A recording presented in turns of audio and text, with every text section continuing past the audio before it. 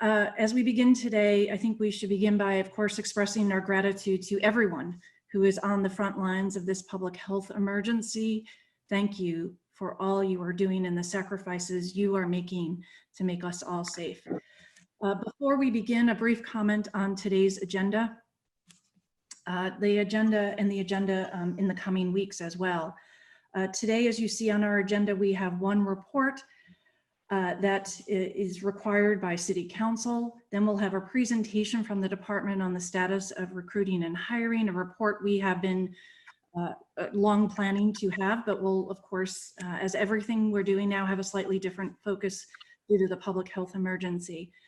And in this presentation today, we are testing our, constantly testing our technological capabilities and what we can do and what we can't do on the Zoom tool. And today we'll be testing our ability to add and remove presenters.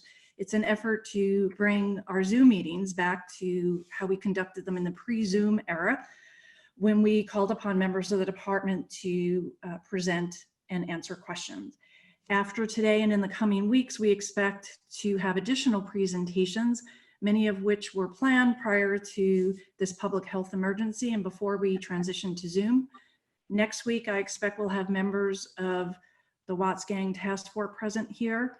We previously had to postpone a meeting. I'm sorry, open microphone.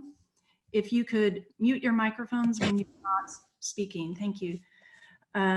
Next week, we expect to have some members of the Watts Gang Task Force present. We had previously scheduled a community meeting with them that had to be postponed. We hope when the public health emergency is over that we can go out to the Watts community and hold a public meeting again.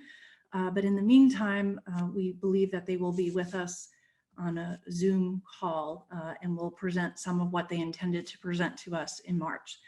The week after, we've invited members of the community to present on the CalGANGS database. Again, this was a meeting we had previously scheduled. I believe it was for the end of March, but it was postponed. Again, we're trying to get back on track with our meetings. And the week after that, we're planning to have the presentation that we discussed last week on the study done on the CSP program, the Community Safety Partnership Program.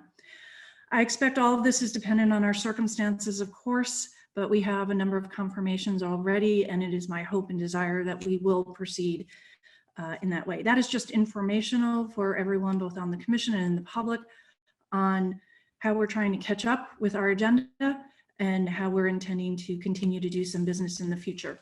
A reminder to members of the public, and again, thank you for your patience as we dealt with today's technical difficulties.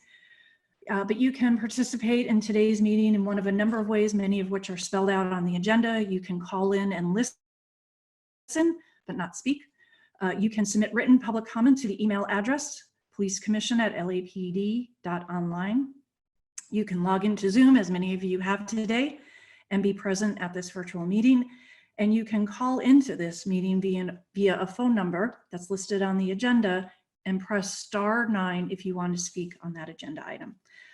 I will make an effort today to clearly announce the agenda item we are addressing. You should also see it on the screen, although I have to admit it is very small, at least to my eyes. We'll endeavor to fix that in the future, but it is currently agenda item 1A is about to be called. The queue for public comment, as a reminder, will open once the agenda item is called. It will close at the conclusion of discussion or questions on that agenda item, and I will announce that public comment is closed. With that intro, please clear the queue, Madam Secretary, if there is anybody in queue. And now I'm going to move to the agenda. The first regular agenda item is item 1A, and this is a department report. This is a report to the City Council. Our action, or the action requested, is to approve the report for transmission to City Council. The history of this particular item is back in October of 1996. The LA City Council created by an ordinance a revolving training fund for the department. Only certain trainings are authorized, expenses are authorized for the payment of or reimbursement of certain expenditures related to training. The revenue fund is obtained through multiple sources. including when the department is reimbursed for conducting training for other agencies and departments. But the ordinance that was passed by City Council requires the department to report to City Council on the status of that revolving fund, and the reporting has to be semi-annually. This is the report that we have before us, and the requested action is to pass it to Council for their consideration. So, and just as a reminder, it covers the first half of fiscal year, the city's fiscal year 1920, which is July 1st, 2019 to December 31st, 2019. With that, let me open it up and ask members of the commission if you have any questions on this agenda item. Anyone? I see a shaking of the heads, no's. I see Commissioner Bonney, you turned your microphone on. Do you wish to speak, sir? Yes, please. Please. Just had a question for the chief relative to this. One of the things I learned in reviewing the report is that I believe pursuant to the labor agreement that the sworn and civilian personnel have a certain allocation that's made available to them for certain college studies if they choose to take it up. And the question just is, generally speaking, is this something that is well utilized and employees take advantage of that allocation? Can you comment briefly on just the level of utility? Yes, Commissioners. The reimbursement account is an account that we exhaust typically each year. The request for funding for reimbursement actually typically exceeds the availability of funding. So it's well received. Thank you. And frankly, could be supported to a greater level. It's just there's a limit as to the amount of funding that's available via this account. Excellent. Thank you.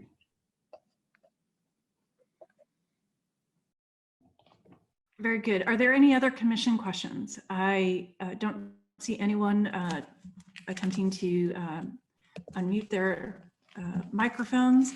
And so with that, Madam Secretary, let's close public comment. How many people are in queue, ma'am? We have the first one, call ending in 5542. Ma'am, I'm sorry, let's start over. How many people are in queue, please? 3. 3. Okay, I'll call the first speaker, please. First speaker, one moment. Hello, I'm in, calling from the bunker. This is the great one. Okay, next speaker, Madam Secretary. The next speaker. By the way, that prior person is abusing the public comment period. That is the person's only warning. The next time they do such activity, they'll be removed from this meeting. Madam Secretary, the next speaker, please. The next speaker is Adam Smith.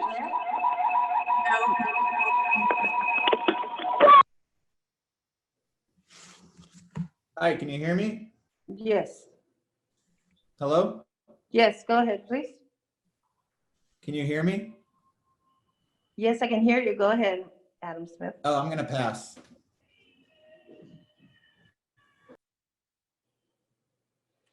Okay, and the final speaker is Wayne from Encino.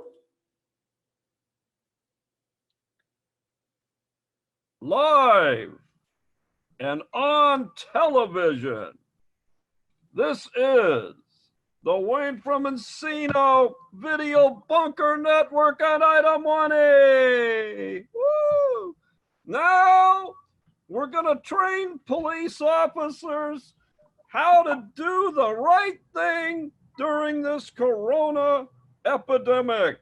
Number 1, civic engagement with homeless. The topic, getting services rather than beating them with a black stick like normal. This time around, we will deal with the homeless in a humanitarian, You're not addressing the agenda item. I am attempting. Address the agenda item. I am talking about training police officers so the city gets sued less for tort damages. Very Actually, good. that is not the agenda item. The agenda item is the report to the city council on the revolving training fund. That I is the read only it. matter before this commission I today. read it. I read every goddamn nigger word of it. And I don't like it. It is incomplete for these purposes. It must go back for a supplemental report from Wayne from Encino, who's training niggers to go into the And sir, you're not addressing the agenda item. And I have called your time at 14 seconds. Members of the public, we are deeply sorry for the abhorrent language that was used. But as you know, the California courts and the federal courts have determined. You are a fat fucking cunt. You know, sir, you're going to be excused, removed from today's meeting completely. And Madam Secretary, please monitor the microphones, please, so we don't get the feedback. I'd appreciate it. Those were the 3 speakers that were called. I will move this agenda item forward. Is there a second from a commissioner, please? You have to turn your microphones on, and we will take a verbal roll call vote so that I can be sure that we are lodging everyone's vote. All right, Madam Secretary, can you assist the commissioners in unmuting their microphones?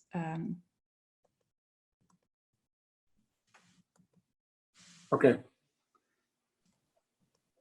One moment, please. I have to get all the commissioners. There, I think I have everyone. All right, I'll move the agenda item forward. Is there a second? Second. And I'll take a roll call vote.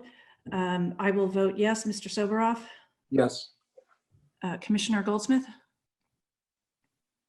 Commissioner Goldsmith? Yes. Commissioner Bonner? Yes. Can you hear me? Yes. Yes. Yes, thank you. All right, thank you very much. And the agenda item passes 4-0 and it moves forward to the City Council for consideration. And let's put all our microphones back on mute then. And we will call the next agenda item, which is agenda item 1B, the department's verbal presentation relative to recruitment and hiring of police officers. I believe at this point we are going to endeavor to bring Chief Gramala into the conversation. Madam Secretary, can you see if you can assist Chief Gramala to virtually move into the presentation on agenda item 1B? And Madam Secretary, there's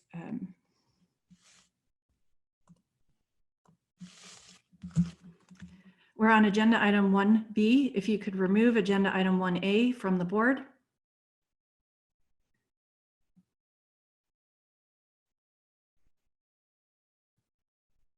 And please bring Chief Gramala to the forefront so that she can present.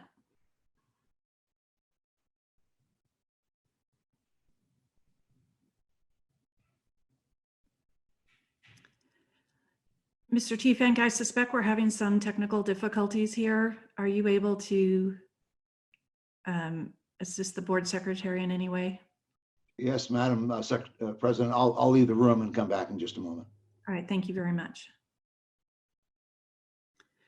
So we now have agenda item 1B on the board. Hopefully members of the public, you see that.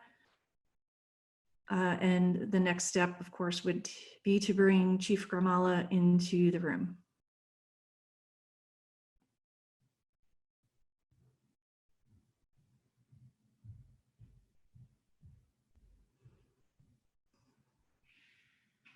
And I'm going to give Mr. Tiefenk a moment to try and correct whatever technical difficulties we're having today. Again, I apologize. I ask for your patience. And we may, if they're not able to do that, I will attempt to proceed with the agenda. But I'd like to give this an opportunity because the recruitment and hiring issues is something the commission has cared about greatly and has asked many questions on in the past, and particularly in light of the public health emergency, we're all interested in hearing what is proceeding and what is going on. I see Mr. Tiefenk has returned. And perhaps you can give me an update on where we are technologically, sir, but your microphone first. They're attempting to get Chief Kamal into the meeting. Just be a moment, ma'am. Okay, very good. Ladies and gentlemen, if you can bear with us, we'll see if we can do that. As I said, this was the first effort today of bringing additional members of the department into the meeting. We wanted to test our system first with members of the department so that when we move to have members of the public present, hopefully this will go more smoothly. And as you can see, we are practicing this system. It clearly is not perfect, so my apologies for the delay. And again, if we can't do that, I will ask the chief to begin his presentation, and then but I see Chief Grimala, and perhaps we can try the audio and see if that works. Good morning, Madam President. Are you able to hear me? Yes, Chief Grimala, thank you so much. Apologies for the delay and the technical difficulties, but welcome back to a board meeting. And ma'am, the floor is yours for the presentation as highlighted on, or as described on today's agenda, the verbal presentation discussion relative to recruitment and hiring of police officers. Ma'am. Thank you so much. Good morning, and thank you for the privilege of being here. To commissioners, the chief, inspector general, and those remotely monitoring this meeting, I will be presenting a discussion on recruitment and hiring, and there will also be an augmentation by PowerPoint. So for the majority of this presentation, you will be seeing some PowerPoint slides to augment this presentation. So if we could just get that up. That's fine. Okay. Do you have the full screen? Okay. So today I would like to provide an overview of the department's efforts in the area of recruitment and the 7-step hiring process committed to a department reflective of the people it serves, as well as presenting proactive steps taken to retain recruits in the academy to minimize failure and dropout rates. These issues will be discussed within the overarching framework of pre-COVID, COVID, and post-COVID time periods. The slide you're looking at right now shows our partners in these processes. And you see the personnel department, which through city charter sections 540 and 1005 has the authority and the responsibility for disqualifying and creating a certified list of candidates in all civil service classifications. You see Ms. Wendy Macy, Mr. Aram Kujimajian as the Assistant General Manager, and we just wanted to share with the Commission and the public what a great relationship we have with the Personnel Department. And our regret today is that we couldn't bring them here to share in this presentation and to further augment it. Also, as the second prong of the hiring process, we have the department, and that includes Deputy Chief Martin Baeza, the Commanding Officer of Personnel, Vartan Yegian, and the Commanding Officer of Recruitment Division, Captain Aaron McCraney. And they lead a dedicated team focused on streamlining processes, a relentless follow-up through a computer program we'll be talking about called the CRM, the Customer Relations Management System, a group of energetic field representatives, and a new member of the campaign, a communications company called Census, spelled SENSIS.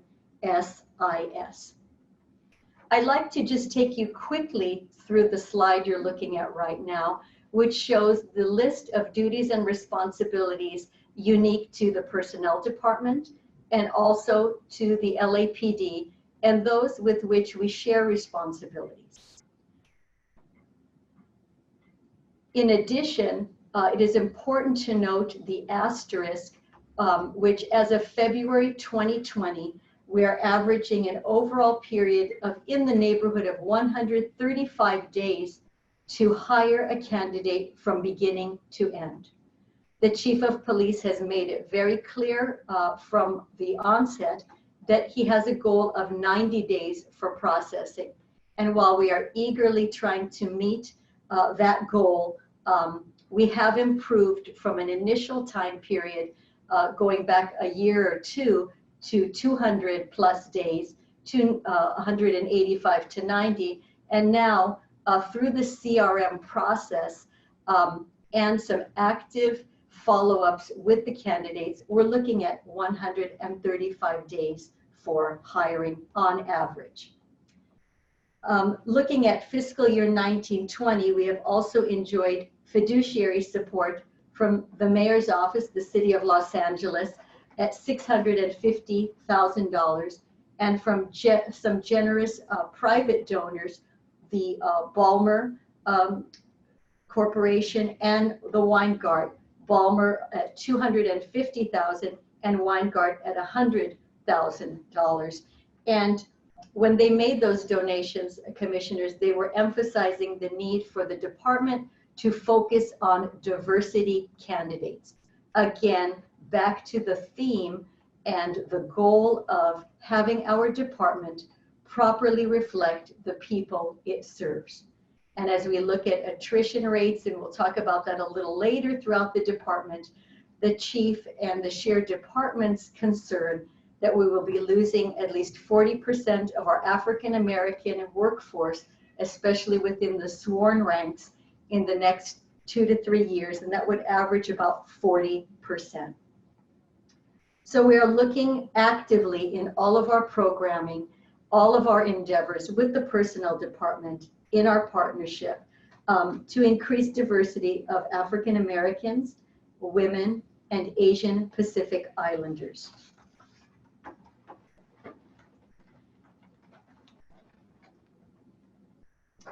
As part of the pre-COVID analysis, the department was on the right track toward accelerating diversity numbers. And I'd just like to provide some numbers to you as you look at some of the recruitment efforts with our census partners. Looking at 2018 in comparison to 2019, we saw a 76% increase in African American recruitment and hiring, 34% in the area of Asian Pacific Islanders, and 54% increase in women being hired to the department. During this pre-COVID period, so we're talking about prior to the mid to end of February, the department was going strong. Recently hiring the group, professional group of communications folks called Census. And they were building out a professional campaign that included leads generation and prospect management using earned media, paid media, creative strategies, technology, and research and analytics. And I'd like to discuss a little bit about that. But it's very important for me to acknowledge and note their president and chief strategy officer, Jose Villa. And he leads the census team. And the census team is very unique because it is one of the few minority business enterprises and small businesses that is involved in recruitment and hiring efforts for a variety of companies and governmental agencies.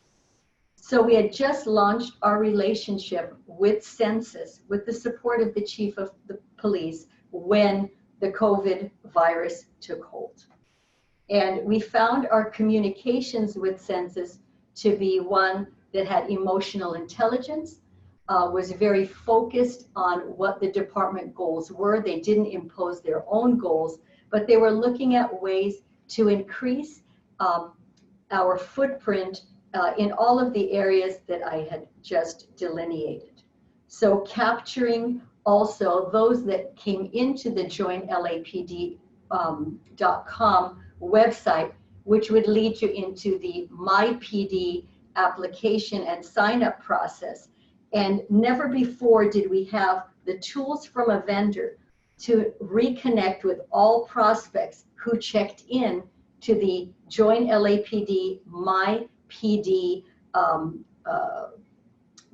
catalyst. And I'll give you an example. 6,788 people during this February period clicked into joinlapd.com, which piqued their interest to go into MyPD, which has the application process. 396 individuals put in actual applications, and 48% of those 396 were African American candidates. So when we looked at the monetary investment of hiring census, our return on investment, or ROI, averaged about $185 for each candidate that we were actually able to bring through the portal and into the application process. So we were already seeing great dividends and efficacy from the campaigns launched by Census, their social media platforms, their Google platforms, and the ads that they were already putting out there in the public arena. As a footnote, as we speak about Google, the team from LAPD and Personnel Department was extremely explicit with the guidance of Chief Moore to ensure that the advertisement and where LAPD advertising would land would not compromise the integrity, the standards, or the core values of the department. And we had several meetings with Census on that. We were very clear that we wanted to ensure that the public could have a trust factor in the way that we were recruiting and who we wanted to recruit to be members of the LAPD. I just wanted to assure you of that. I just also want to go a little bit further and talk about some of the recruitment efforts, again, pre-COVID, and give you some more examples of the impacts we started to see at the end of February. So for an example, with the partnership of the Personnel Department and Census in February of 2020, we had 671 prospects within the candidate pool, 82 African American candidates, 157 women, and 58 Asian Pacific Islanders. We saw a very significant drop just a month later in March, where we had 392 prospects, 49 of whom were African American, and 127 women, and 25 Asian Pacific Islanders. So we already started to see a decline as social and community anxiety increased and got people from the focus of maybe future careers to other things as critical as life and death. In addition, I want to talk about the RED leadership, that's under recruitment division leadership, under Erin McCraney during this time period, again, emphasizing pre-COVID. There was an average of 22 weekly recruitment-related events, which sent our workforce out into the field to connect with our diverse communities. These were robust, not just fill in the time type of events. They were very pointed and very well thought out to ensure that our footprint was within the communities of diversity, the communities of color, and also to reach women candidates in a variety of different environments. In addition, in the pre-COVID period, we had two very important components. One in the Diversity Hiring Committee, which was made up of the Assistant General Manager of the Personnel Department, the Commanding Officer of Personnel Group, and the Captain of RED. And their reason for coming together was to focus on tracking and actually going back and following up on all diversity candidates within the pool to ensure that they were not caught up in any part of the process that could hinder their ability to successfully complete the hiring process. In addition, we had the Diversity Inclusion Task Force, and the Diversity Inclusion Task Force consisted of employee groups, union representatives who were focusing on reaching out to the 3 diversity groups that I just discussed. And there were meetings taking place. There was also some training that was going to be done. So we were looking at somewhat all systems go approach. Now I'd like to turn to the impacts of COVID and where we found ourselves just a few short weeks ago.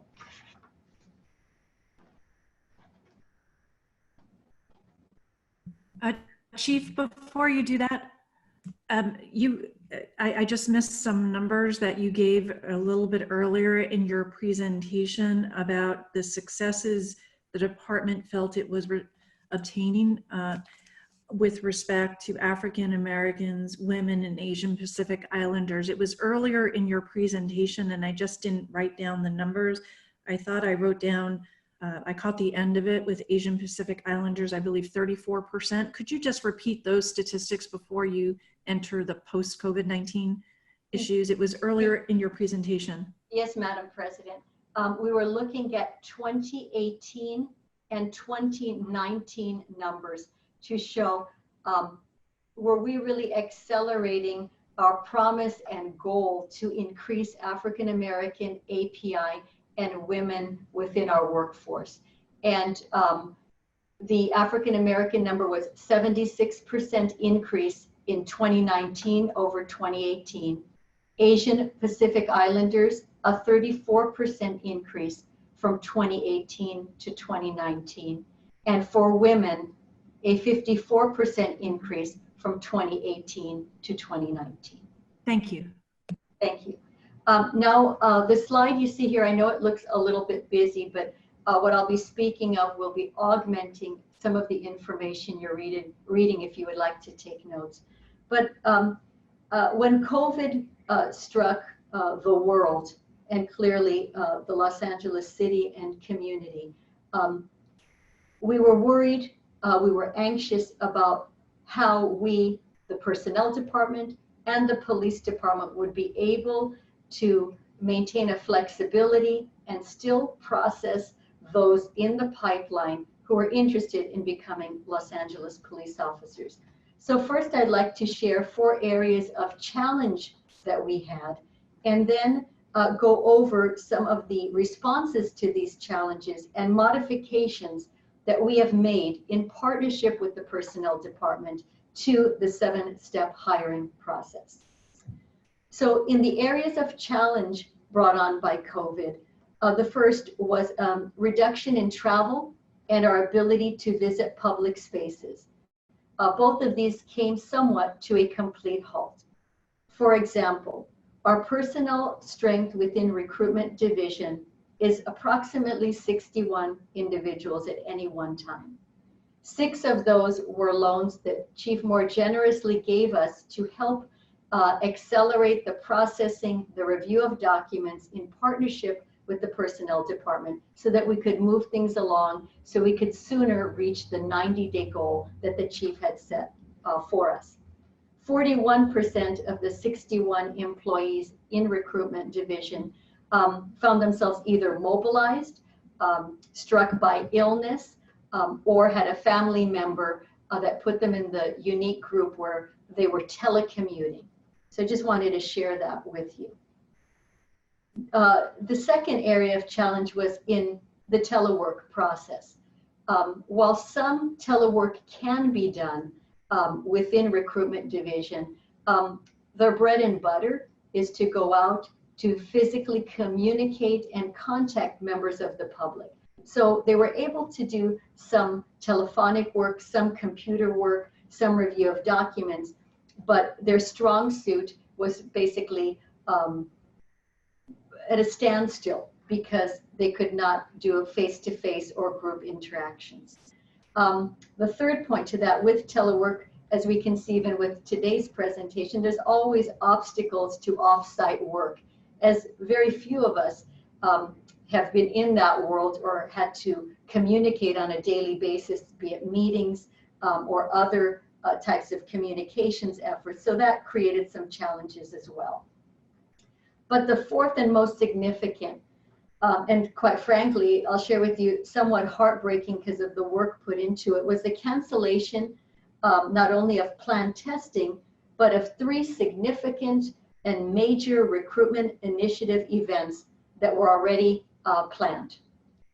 One of them was a women's hiring seminar that was scheduled for March 21st, which already had received 254 RSVPs on Eventbrite.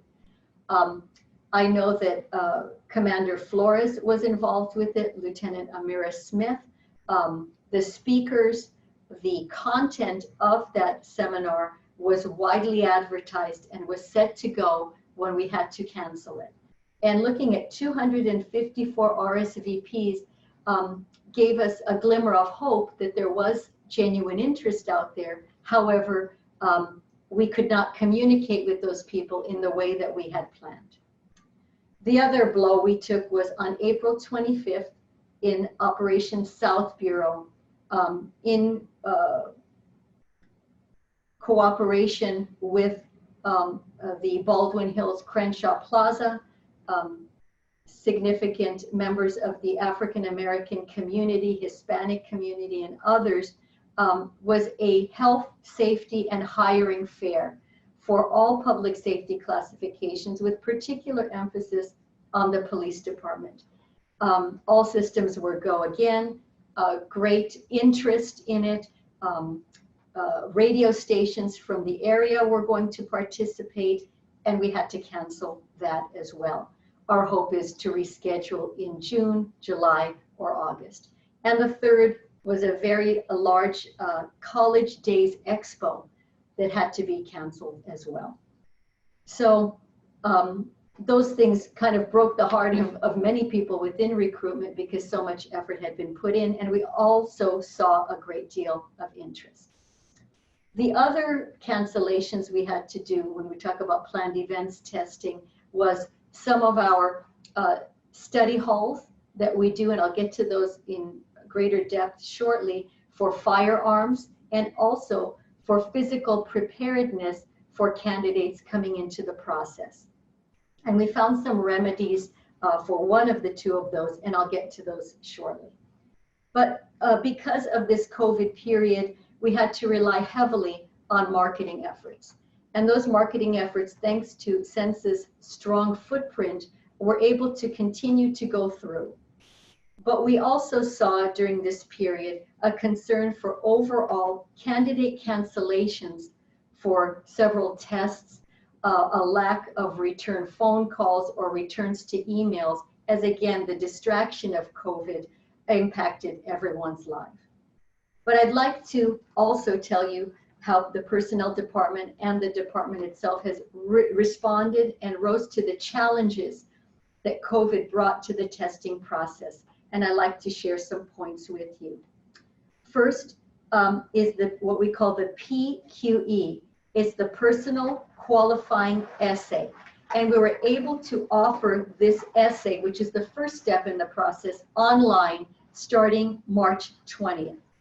And 97 candidates were in that process and have already put in their PQEs, 78% of those being women.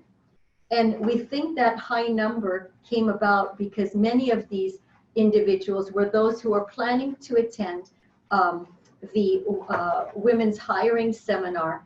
And also there was a major push by recruitment division during Women's History Month. So we think those very outward facing platforms help to garner great interest. Number 2, in response to the challenges and the modifications made in the 7-step hiring process, the online personal history statements have been robustly reviewed, and we have had no decrease in employees able to review them. So that's been a very strong thing. And that's basically step 2 in the process, where we get inkling and a deeper look into people's backgrounds. Thirdly, we're able to do the department interview via Skype. And this was something that we jointly set up with the personnel department, and they have been giving and responsive partners in all of these initiatives that we're pushing forward. Number 4, polygraph examinations. We're able to use protective gear for the polygraph examiner so that there is not that close contact with a ability to compromise the ability to keep things clean, to keep things protected, and the hygiene protocols necessary are in place. Also, the polygraph examiners have given a priority to police department new hires. So we're very glad to see that. Point 5, looking at medical evaluations and appointments, they've been given top priority. So pre-employment candidates are getting in the door, and we have been able to allow for temporary deferrals on the pulmonary exams, which was something in the past that was holding up the process, and we can understand why those pulmonary exams at this point in time will be deferred. Before the candidate will be able to actually become a full-fledged police officer, they will have to complete those exams. But we're hoping by pushing those exams into the future, we will be able to still complete them, but not hold up the overall process. The personal fitness qualification, PFQ, is continuing. We're just doing it in smaller groups. We used to do it 30, 40 people at a time. But each week we offer 14 different time slots for people to come up and complete the PFQ. The 7th point is on backgrounds. Again, much like the personal history statement piece, the staffing is solid. We're able to do much of the background remotely through telephonics, also through file reviews with other agencies and companies by telephone rather than in person. So what we call the file check and review process, for example, with our partners in the Los Angeles County Sheriff's Department, can be done telephonically now. And in some cases where there does not appear to be any aberrations or concerns within the background, we're able to give conditional passes so as not to hold up the process, to check back before that person is sworn in and becomes a full-fledged police officer. And point 8 and last in this area, the psychological testing. It continues to without interruption. Physical distancing protocols are used for the written portion, and for the oral portion of the psychological exam, telepsych is being used, much like telemed. And there's a more comfortable exchange with the person who is evaluating, because people aren't wearing masks and eye protection and such. And it also helps us to reach our out-of-state candidates. So just wanted to share with you, that's the world of what we're dealing with right now currently during the COVID-19 pandemic's impact on recruitment and hiring. At this point, I would now like to turn to the post-COVID piece, the future.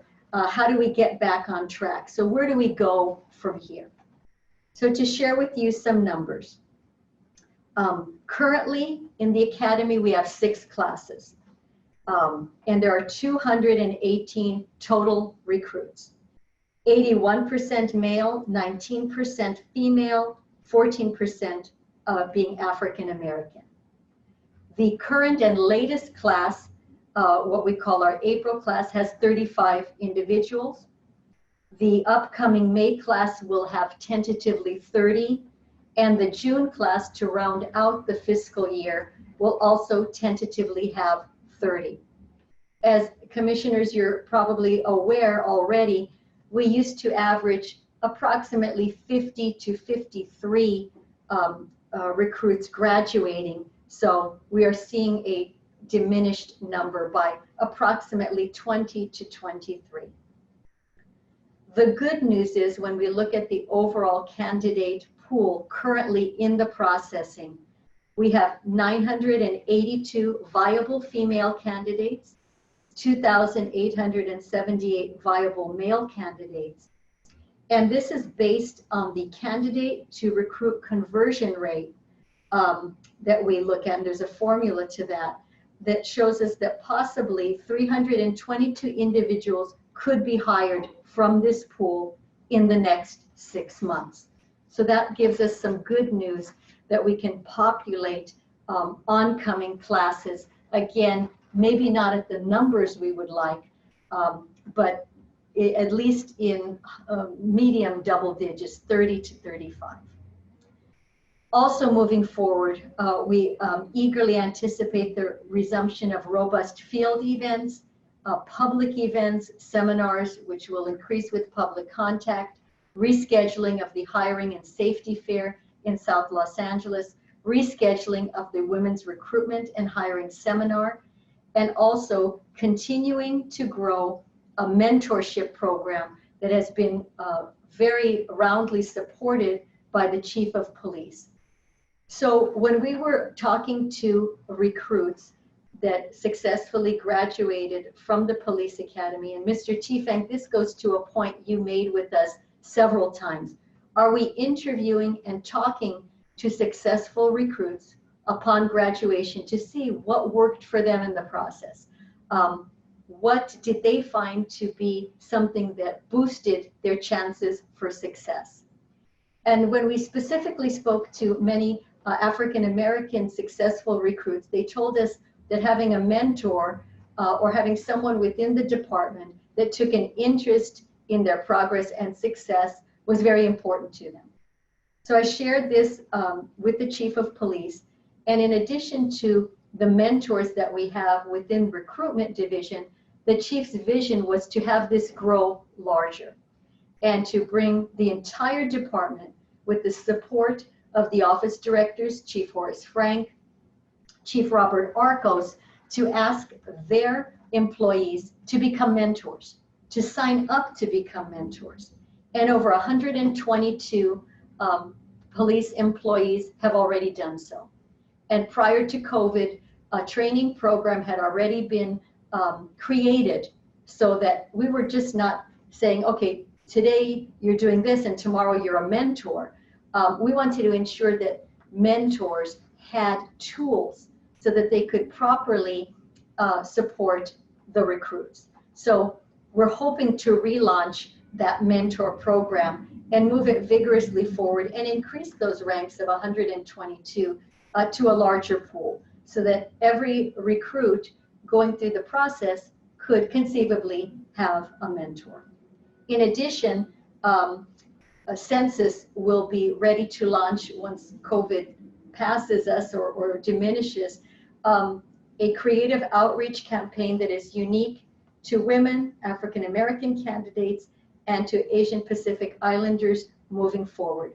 They're ready to launch it, but we asked them to postpone that because we wanted to have the interactive, interpersonal support piece needed by RED to go out there and contact prospective candidates in the field. So we wanted to make sure that we were just not coldly launching a campaign, but there had to be the personal touch, the empathetic touch, the heartfelt touch that people need to understand what the Los Angeles Police Department is all about.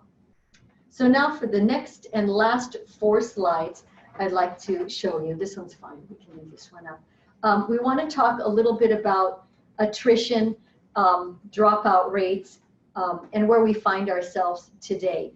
And I know, Ms. Decker, you and the commissioners have inquired much about attrition, department attrition, and our hiring. So I'd just like to take you to the top left of this slide when we look at attrition projection. And when we say fiscal year 1920, and that would be the final quarter of 1920. So attrition projection is what we think the department will lose within that quarter. And it is projected at 85. And when we look at our hiring projections, 95. So that would bring a total of sworn to 9999. And we know we have the sworn funded authorities at 10,103. As we look forward to fiscal year 2021, looking again forward to the first quarter, you see the attrition projection grow considerably, which is not something that we have not seen in the past. It's kind of a historical projection of 145. And this is as people leave in the mid-year, the June-July period. Many people are timed out on the drop program and just decide to retire during those months. To keep up with that attrition, we'd have to have a hiring projection of 150. At what we're looking at right now with the smaller academy classes, will probably be more in the area of 105, 110. And that's again because of the impacts of COVID on the process and the processing, even though we've tried to mitigate those factors. So that would put us in that first quarter of 2021 at a total sworn projection of 10,004. I just want to take you to the middle graph or chart and just give you kind of a overall perspective of where else do we lose people within the process. So we looked at department attrition up there in the top left, but now let's look at academy attrition and probation attrition. And when we refer to probation attrition, we're talking about the 1-year probationary period in the field after their 6 months of academy training. And cumulatively, between academy attrition and probation attrition, 20% is the ballpark that we're looking at. Both, we've seen it in 2018, we saw it in 2019, and we wouldn't see any reason to believe it would be different moving forward in 2020.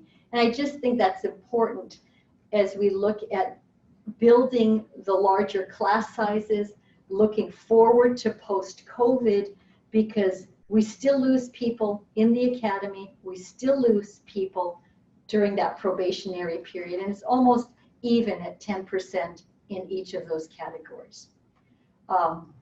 So now we can, let's go ahead to the next slide.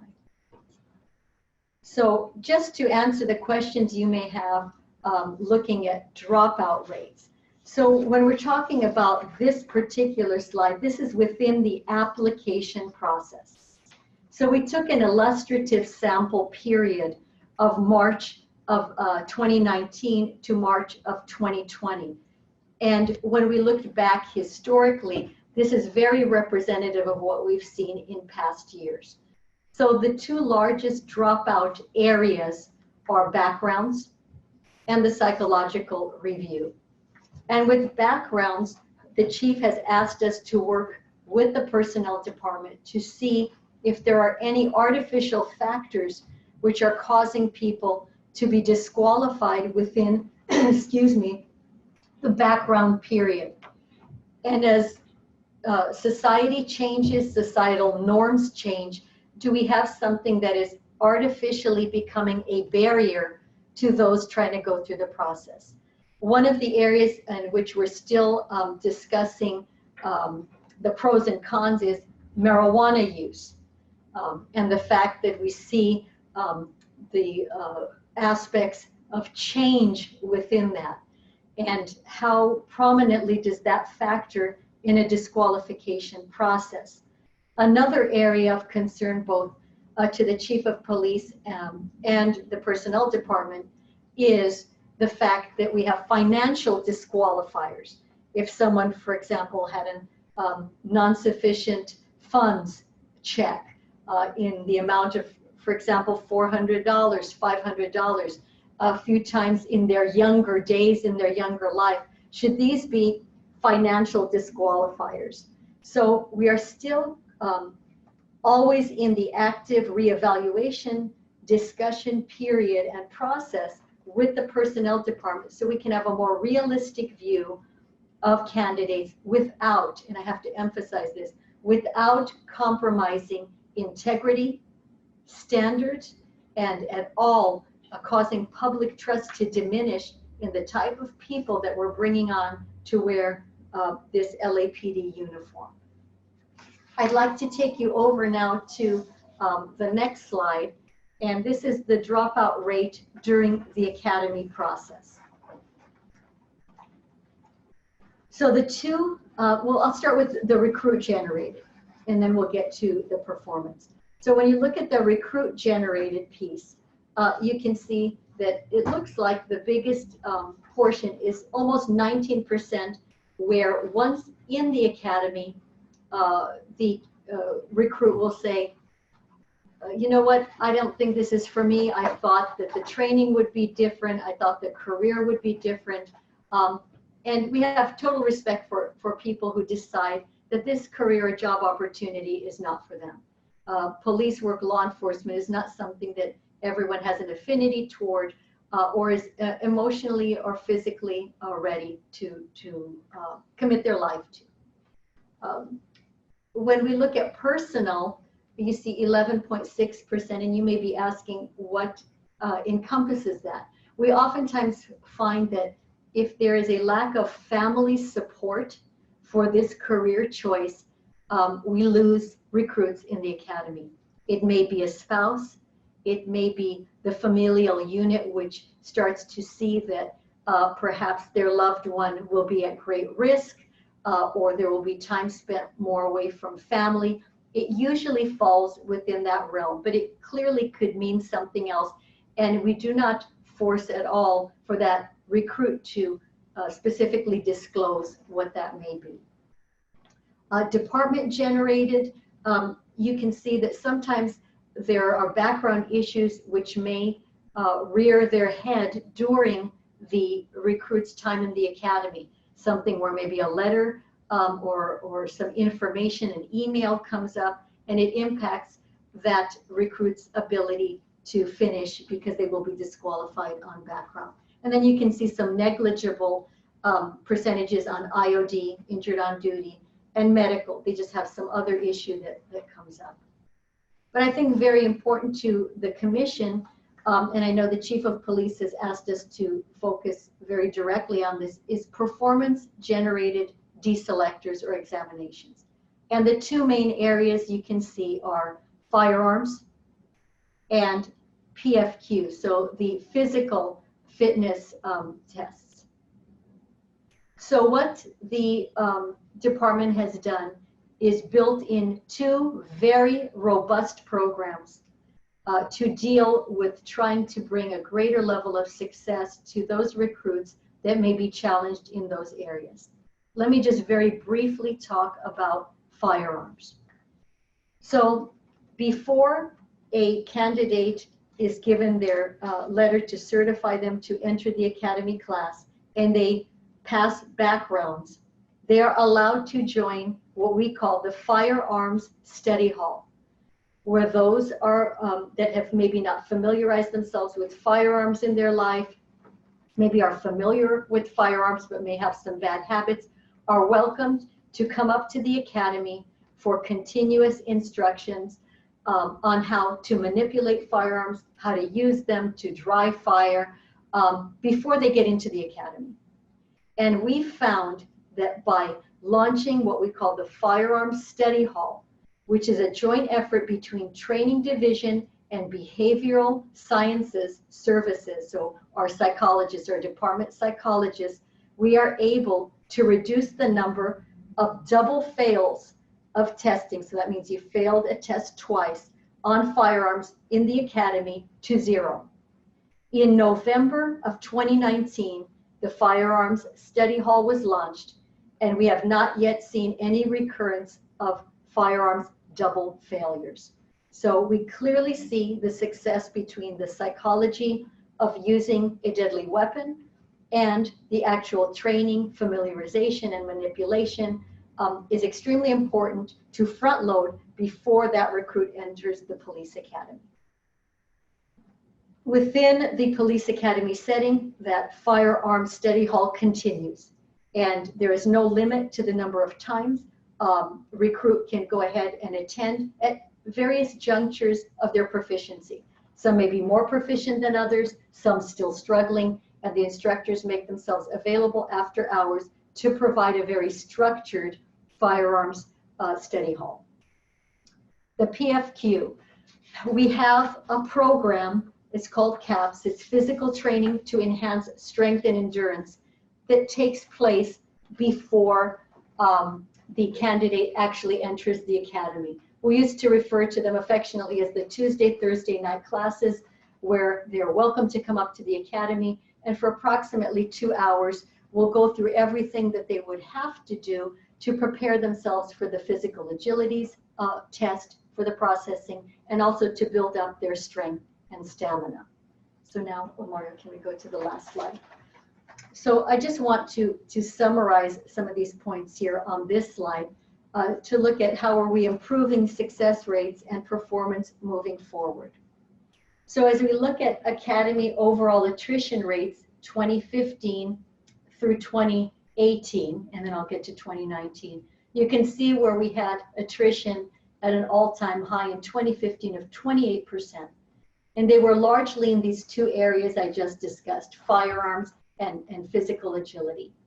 We see a slight dip in 2016 of 22%, still trending down in 2017 for 17%, 2018 to 12%, and we would have anticipated in 2019 to see that downward trend, but we had 3 very unfortunate incidents which caused the termination within the program of 8 recruits, and they were all related to off-duty incidents.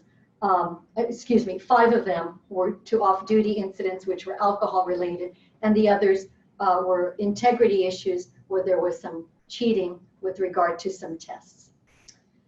So among the initiatives currently making a difference, I have a list of them there. Some of them I've already discussed, but we have ACOP, which is the Associate Community Officer Program supported by the Office of Mayor Garcetti, which is basically a bridge for aged out cadets so that we can still keep connectivity with these 18 and older cadets, giving them city employment, and also hoping that this will bolster their connectivity with us and lead to a potential career and future with the LAPD or somewhere else within the city family as a detention officer, a police service representative, a PSR, maybe working 911 within another safety classification with as a property officer. So there would be many opportunities for them to join the city family.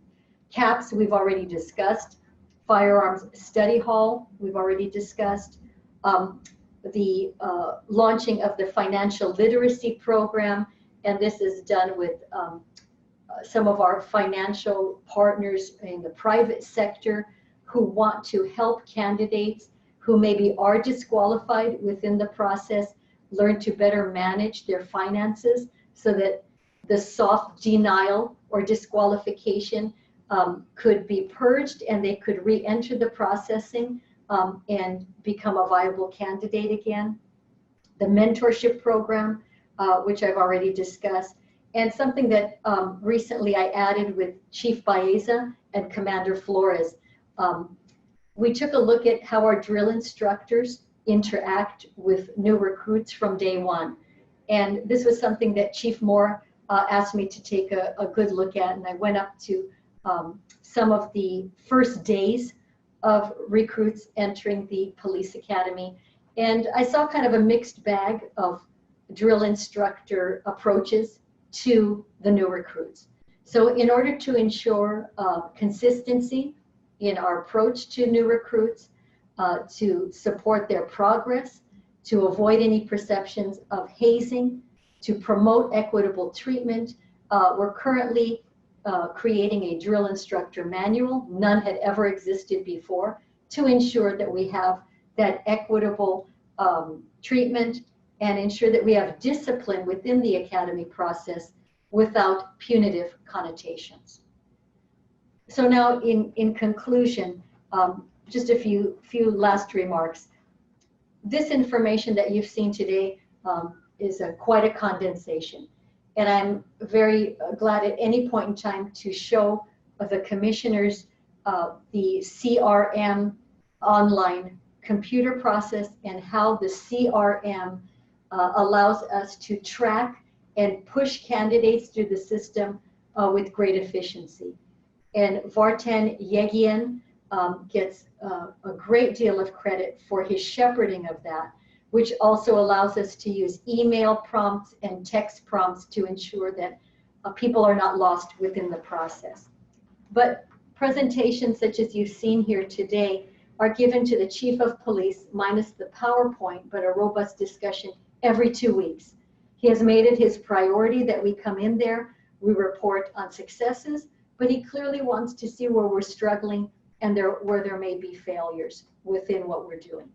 And our goal is to always improve the process, and to create a pool of viable candidates so that we can ensure that attrition for the department doesn't fall below 10,000. The one caveat as we look forward to the fiduciary challenges, any stops and starts to the hiring process, to our ability to recruit, seems to have a very significant ripple effect. And I'm sure the chief will talk a little bit more about this. It's very hard to start up the processing of candidates who have been waiting in a pool and who may be lured to other agencies if they believe there's not a viable academy class in their near future. We have seen over time, not only anecdotal, but numerically proven that other agencies who have maybe quicker processes or would like to see a candidate that has passed through a rigorous LAPD process come within ranks happen with great frequency. So I just ask the continued support of the commission.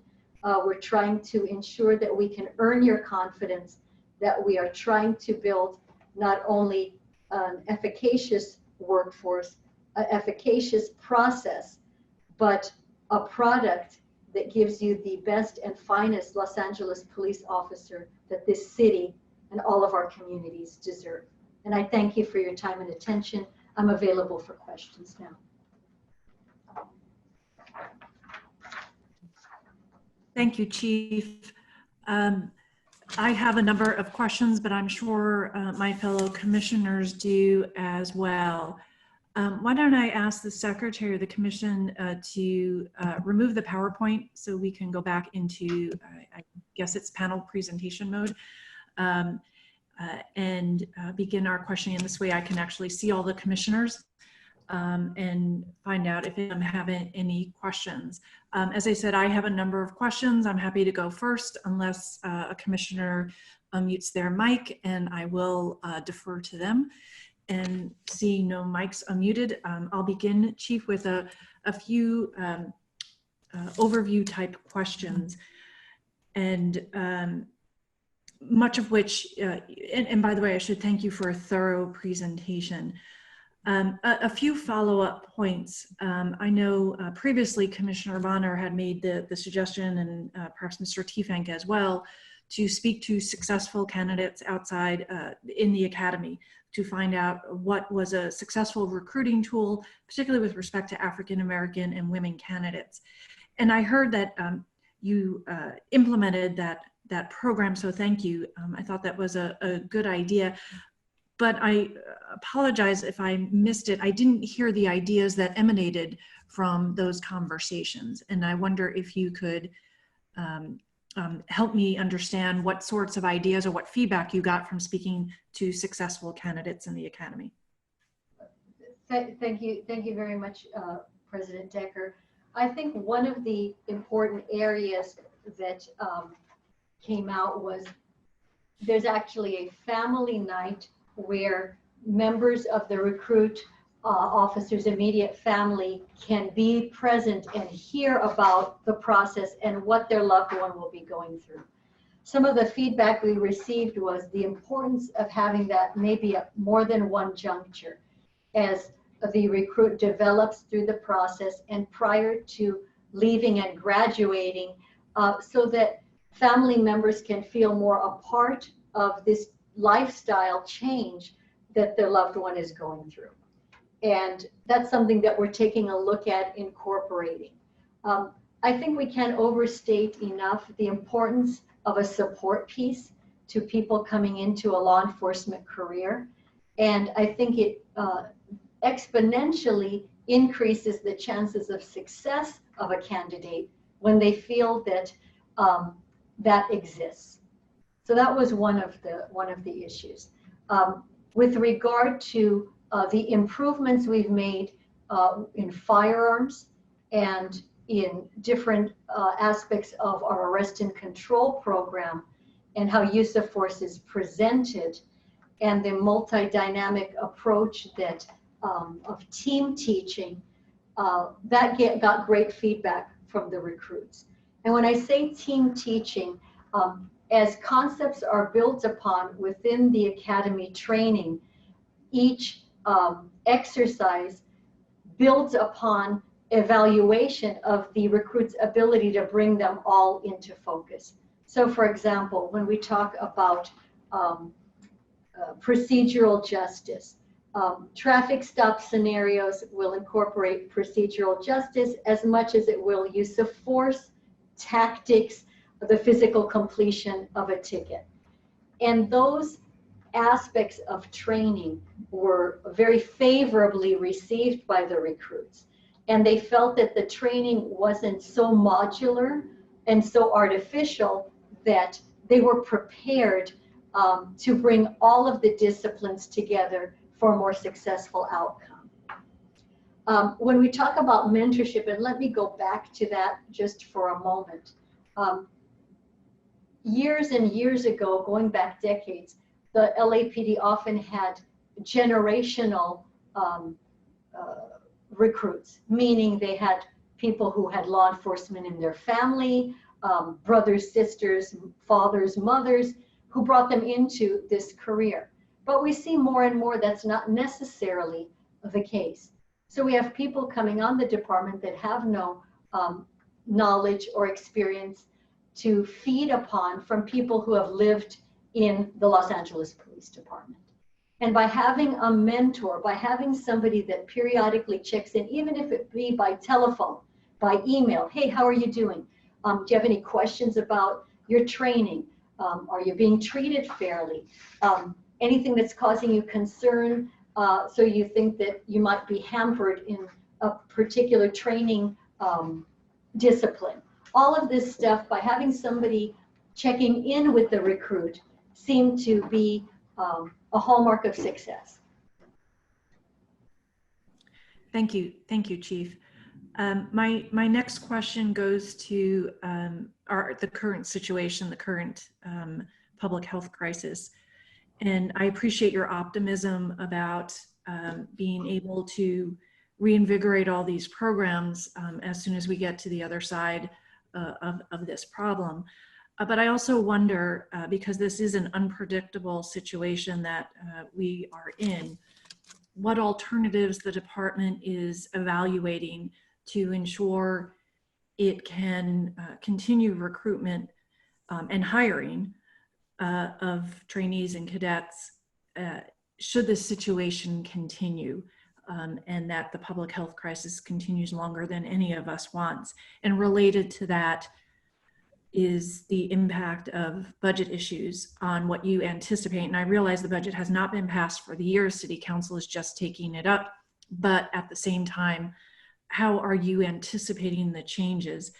Because it does look like from the statistics you provided, the department did a great job of improving all the numbers, particularly of women and African Americans that were in queue. And obviously we very much want to continue that effort and that success in ensuring this department remains diverse. Given the uncertainty of these times, what backup systems are you planning on should we be in this crisis for longer than we anticipate?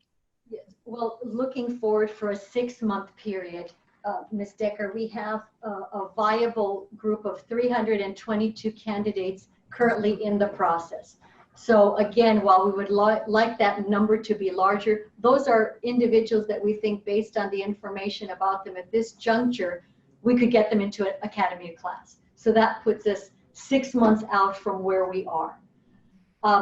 Moving forward from that, we would go back to census. We would continue with part 2 or phase 2 of the campaign, which is to go ahead and launch what we had with regard to women, African Americans in particular, and also Asian Pacific Islanders, to kind of bring maybe a virtual meetings together. And it may be small at times. It may be groups of 30, 40 that we invite to a meeting and basically take seminars into this virtual realm. We're going to have some type of connectivity with Q&A, with the ability for candidates to speak to police officers and get a taste and flavor for what this career would be like.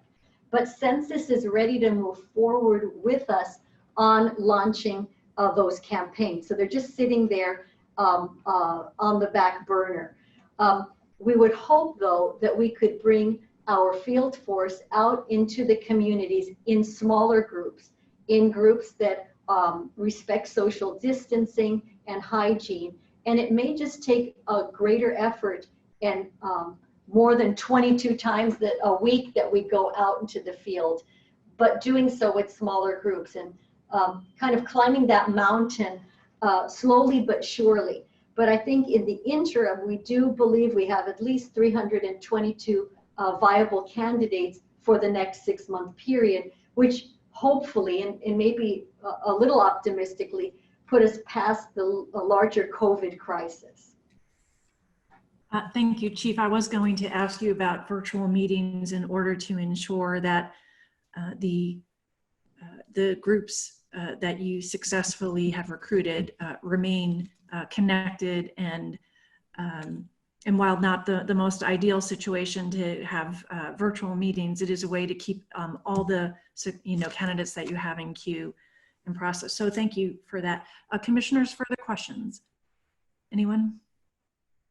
I see no one taking their, Commissioner Bonner, yes, thank you. And then Commissioner Silveroff, thank you. Thank you very much. Chief Grimal, I had, looks like probably 4 questions. One, with regard to the mentoring program, I recall some months ago there was some discussion of, and it may have been in a different context, but the reality is that on the one hand, you always want to encourage mentors to come forward, or prospective mentors to come forward, but also acknowledging that everyone who comes forward either is not well suited to mentoring, or at least could use some training in mentoring. So can you speak a little bit, you mentioned the 122, or I believe, that had come forward.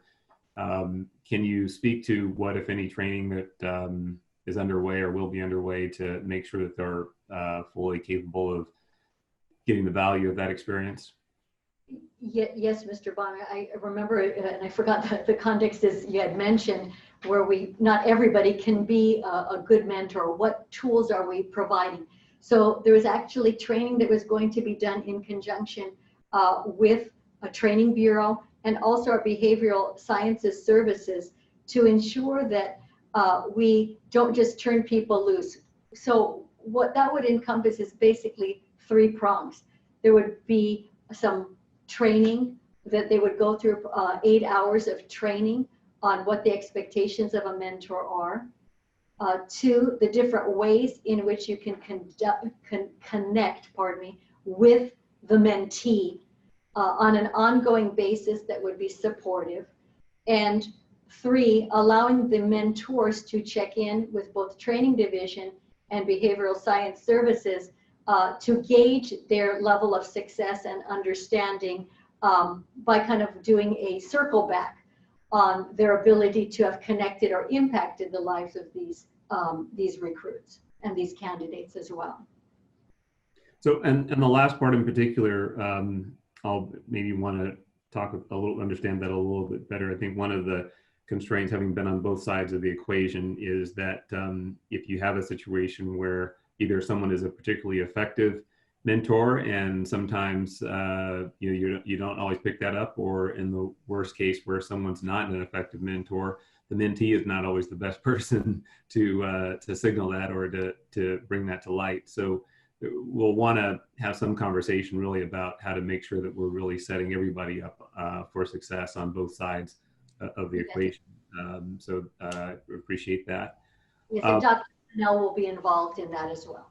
Excellent, excellent. The second question on we had the chart up that was showing some of the reasons that some of the initial candidates don't make it further through the process. And with regard to the psych testing also, there was some discussion before, some preliminary discussion about how it is we can also make sure that that is and will be done in what you might think of as a culturally appropriate way. And this was just being more direct. There was some concern about whether all of the panel of psych people doing the psych reviews were really well suited in every case to evaluate the full range of candidates that were coming forward. So can you comment on any further thinking that may have been done in that regard? Yes, Mr. Bonner. We're in constant communication with the personnel department that is actually responsible for that part of the testing to ensure that, again, it's socially relevant, that we are not either intentionally or unintentionally excluding people from this process because of outdated or archaic notions about whatever that may be. What I do want to emphasize with not only regard to the psychological testing, but with this whole testing process done by personnel, Ms. Macy and her staff have been very receptive to the conversations and inclusive. We meet monthly either by phone or in person so that we can bring any concerns we may be hearing with regard to failure rates or candidate complaints. So I believe those lines of communication are good, they're robust, and I think that if something could be changed in that regard, they're very open to it. I have not heard of anything new with regard to the psychological review that has caused the department concern that needs to be changed with regard to maybe the staffing doing the review that maybe is from a different date and time and bringing some notions to the table that would be treating a candidate unfairly. Thank you. I'll look forward to talking with you further about some of the follow-up items that you just referenced. So I appreciate that feedback. The two other questions in there are somewhat related. I did not quite. You mentioned that there's 322 viable candidates in the queue, which we're would be pleased with. I did not pick up whether or not there is any essentially hiring freeze that's been either imposed heretofore or is expected through the budget process. So are you expecting right now to be able to actually continue hiring with good candidates that come through, or will there be any slowdown in that regard? And a related question is what, if anything, we know relative to the posture of other departments in the area? That's one of the, always historically has been one of the areas of concern. If you've got your foot on the brakes and others are hiring, that the candidates may just gravitate to where the action is. So if you could comment on those two related questions, I'd appreciate that. Yes, Mr. Bonner, thank you. So to the best of our ability, we took a look at the budget that came out yesterday, so the supplemental to the mayor's budget.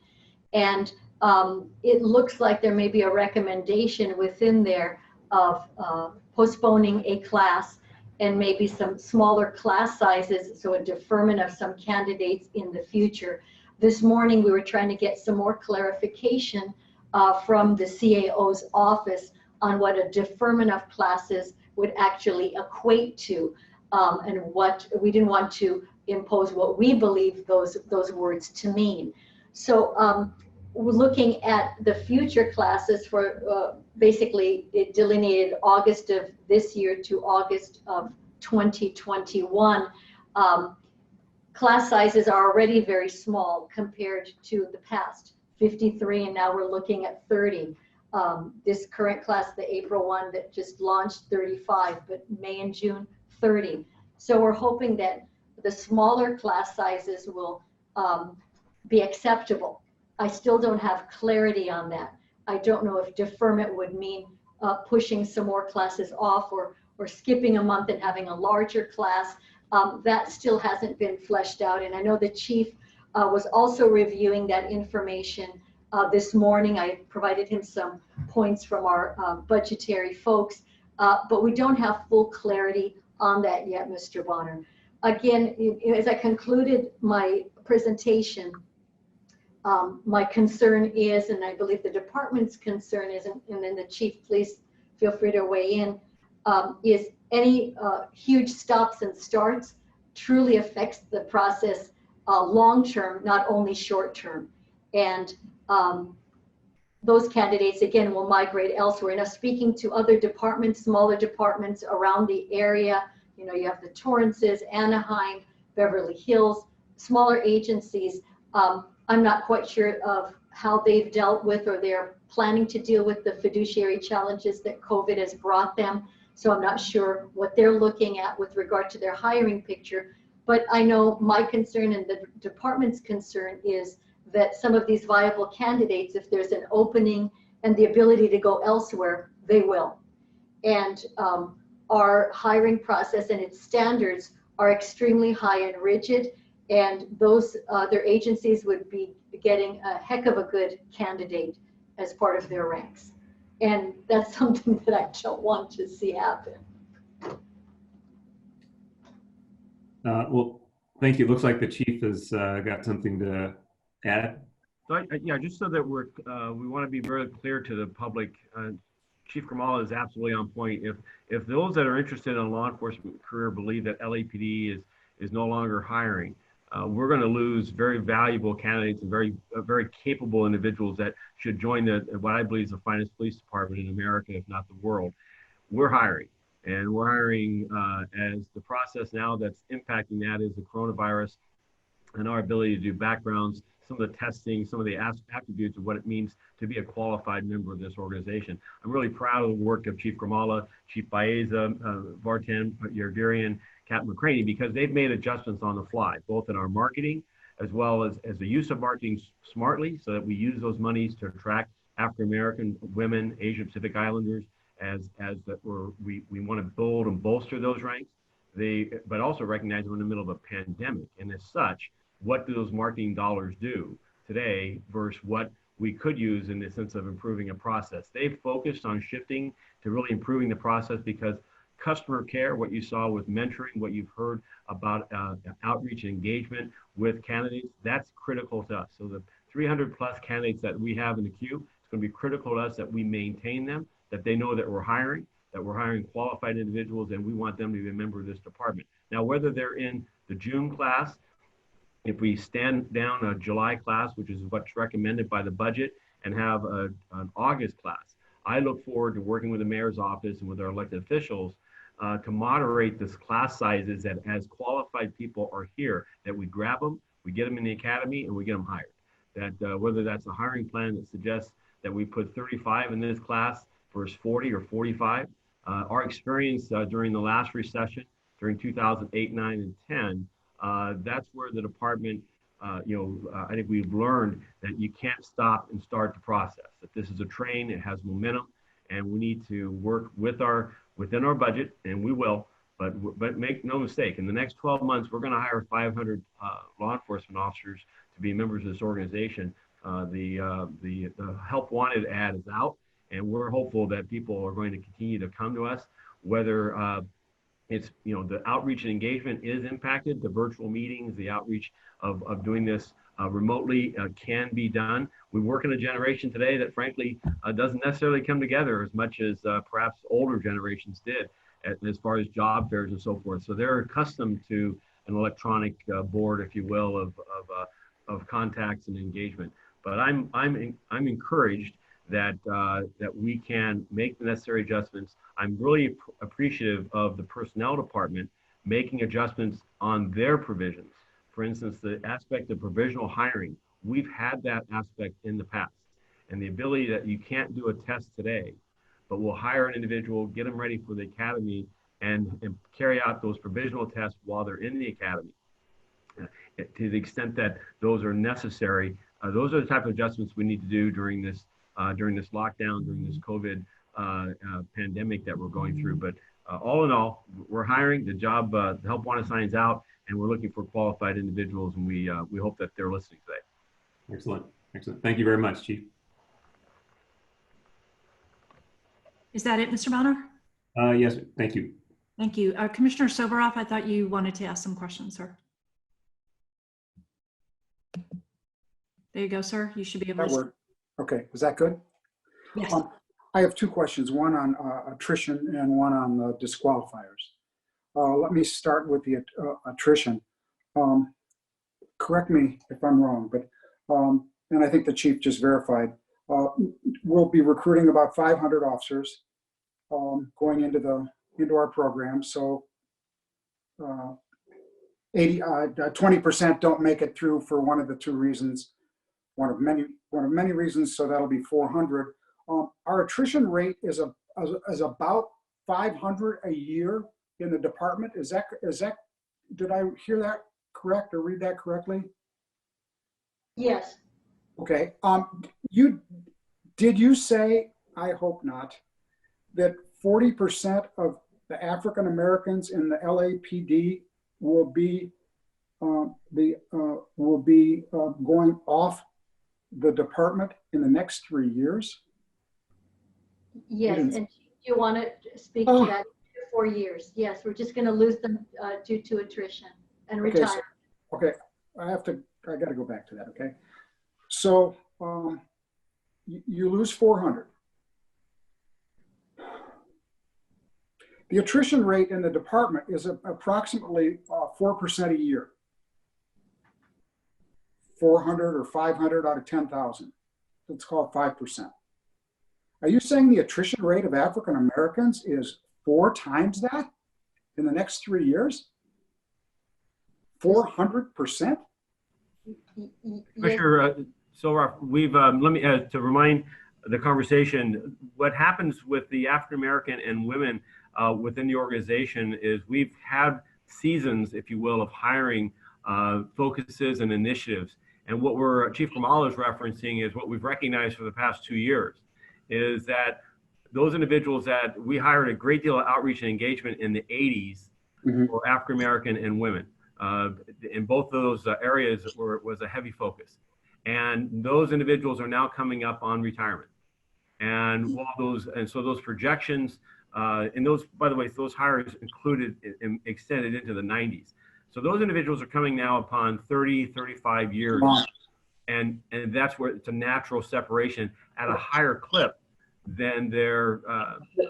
So let me take it further. I'm just doing this with your real time, and so I may be off, but it doesn't sound like it. If we're going to lose 400, if we're going to lose 40% of, we have approximately what, 1,200 African Americans on the police force now, 12%? No. We're at just under 10%, about 960. And we're going to lose 360 of them. So we're going to lose 360 in order to get 306. Is this for 2 years or 3 years? Did you say? I believe it's 3 or 4 years, Chief Khumalo. 4 years. Okay. So let's use 3 years. In order to get 360, in order to get 360 back to be where we are now, that means in order to get 360 African American officers, and we are graduating 400 a year times 3, that would be 1,200. In order to break even, we're going to have to be at 25 to 30% starting now in order to stay where we are. That's correct. The goals that we've established, these are goals that were established last year and will continue moving forward, is both African Americans, women within the organization, as well as Pacific Islanders are anticipating not just the attrition of our existing staff, but really to bolster and deepen. As you know, Correct. moves out of the African American representation with the organization. Women, the goal is to reach 50% of our academy classes being made up of women. That is because we want to see women go through what's been pretty much a historic barrier, it seems, of not breaking into the 20%, 25, 30, 35% of the organization. The only way we're going to do that is we have to accelerate the progress of representation of those that we hire. Now, the challenges we have before us is effectively targeting outreach and engagement with those that are qualified, that are interested in this profession, ensuring the barriers are removed, and that we communicate clearly that we're an organization that welcomes communities from all throughout Los Angeles and this region to this department. So I think, but we also have a benefit here, is that this city, this region, is going through one of the greatest economic crises in our generation, if not the greatest one. As this process of unemployment rates 15, 16, 17%, we're not in that rate. We're hiring. So I'm hopeful that we also see an opportunity here with the devastating impact that the economy has had. We've had a mayor's budget that came out yesterday. As Chief Grimala indicated, we're very early in understanding it, but I'm grateful as a chief that he has continued to demonstrate his resolve for public safety, and that he's allowing us through this budget to maintain sworn staffing, civilian staffing. I'll talk about a little bit later in a broader conversation about the budget, but make no mistake about it, to anyone listening here today, this economic challenge the city is going through, the budget's been proposed by the mayor and has already had a lot of support by elected officials at city council level, pushes public safety first. And so we are looking for qualified candidates that wish to be a member of this organization, and particularly African American and women and Asian Pacific Islanders. Sure. So, takeaway point is these graduating classes starting now, in order to maintain what we have, and we're trying to increase the percentage, need to be 30% African American. So that's a big challenge. It sounds like we've got good marketing people, etc. Although the marketing brochures you showed in the presentation had no African Americans photographs in the marketing brochures, but I'm sure that other marketing brochures do, I hope. And so, but my main point is on the disqualifiers. 70% of students, college students in America, have some sort of financial aid. When they get out of school, 50% of them have student loans. Now we're in a period of major economic turmoil where those numbers are going to go way up. And these marginal disqualifiers, the one that caught me off was this bounce check disqualifier. That needs to be looked at very, very carefully and quickly. And the other one is the marijuana. It's not illegal, but there are many people whose records haven't been expunged, and these automatic disqualifiers are of great concern for our hiring issues. And I hope that whether it's a report on these disqualifiers to the full commission or to the subcommittee would be of great interest, because nothing should move faster than changing these automatic fails in a period where we need recruitment and not disqualification for silly reasons. But I think your report is excellent, and it shows there's a lot of work that's been done, phenomenal amount, and it's scary how much more has to happen. End of questions for me.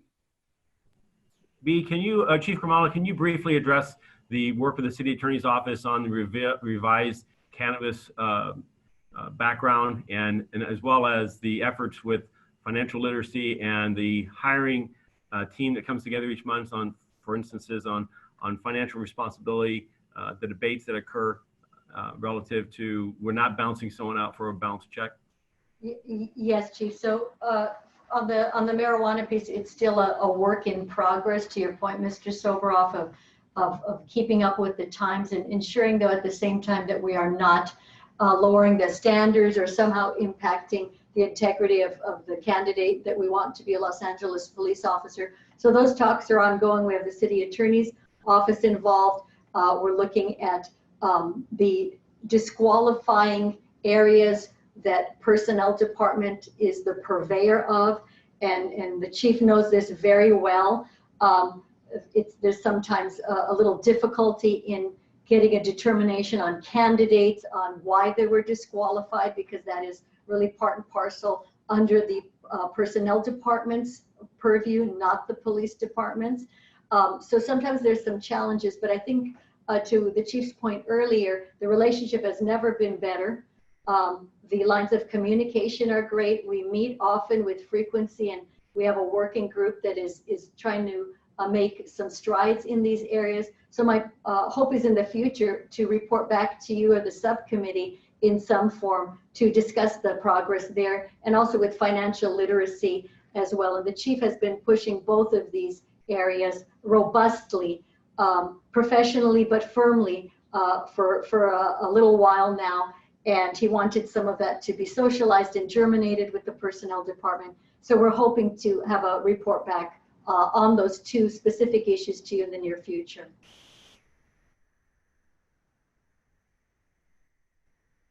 Back on the mic. I think the chief's point to the public is the most important. We're in a period now of unemployment and rising unemployment, which some will go down and some may not go down. But the point is that we are clear as a bell that this department, one of the great police departments in America, is hiring. And we will continue to hire, and we are budgeted to hire based on priorities of Americans and Angelenos. And that we are open for business in hiring, and people who know people or who are watching today that may be interested or know someone who's interested, that we, the Los Angeles Police Department, is hiring. And I think that is a really important takeaway. Thank you, Mr. Soboroff. Is that the end of your questions, Commissioner? Yes. Okay, thank you. Commissioner Goldsmith, any questions then? No. Okay. Chief Grimala, just a few follow-up in the questioning reminded me, I meant to ask, in the 392 candidates or applicants you have in queue for the next 6 months, do you know the racial and gender makeup of those candidates? I do not have those here right now, but I can get those to you, Ms. Decker. Thank you. And just generally based on what you know without the specifics, does it reflect the racial and gender balance that you're striving to achieve? Yes, that I can tell you. I just don't have the actual numbers. Okay. I'd appreciate the numbers separately, but also appreciate really the goal was to find out whether it reflected the goals that you have set. And secondly, it also, we have not talked about Latino candidates, I think because the numbers are very high, but could you just talk a little bit about that? Because obviously we want a department that not just reflects the diversity of the city, but actually exceeds that. But if you could talk about why we haven't today spoken in detail about Latino candidates. Yes, Madam President. We are well within the percentages in parity with the Latino population in the city of Los Angeles. We have no dearth of Latino candidates, qualified, wonderful backgrounds, ready to go and serve the department. We do not have any shortage of candidates or candidate interest within the Hispanic community. Thank you, Chief. I just wanted to be sure we had that out there. And of course, should that change at any point, the commission would like to be alerted. Before I go to public comment, just last rounds on commissioners, if there are any further questions. Mr. Soboroff, I see you raising a hand. There you go, sir. including women, Latinas? Yes, Yes. although we'd like those numbers increased. Okay, thank you. Thank you.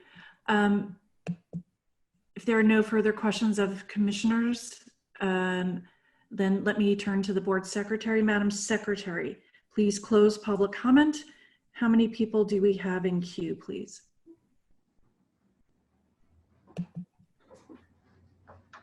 Madam Secretary.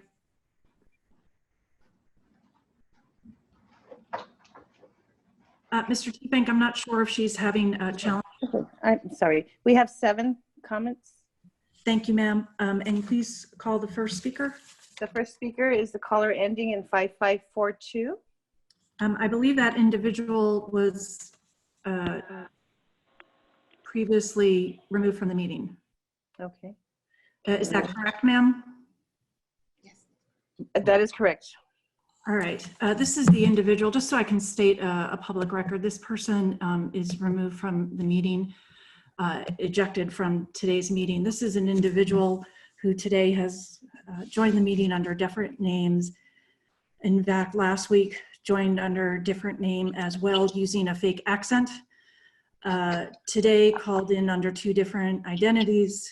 This is an individual frequently known as Wayne from Encino, Wayne Spindler, and has used a variety of other names and consistently abuses the public comment process by not addressing the issue before the commission, using profanity that is deeply offensive language that does not address the issue before the commission, does not address the agenda item or any matter pending before this commission. So unlike other speech that may be used to further an objective under free speech rights, by using language to emphasize a point, he uses it, in my opinion, to hurt and offend all of us and discourage other members of the public from participating. Given that pattern that he consistently uses, I made the decision today to eject him from the meeting for his consistently abusive behavior that nothing in the Brown Act supports, and I will be talking to the city attorney about what other action can be taken. This individual is unlike any other member of the public that presents in any of our meetings.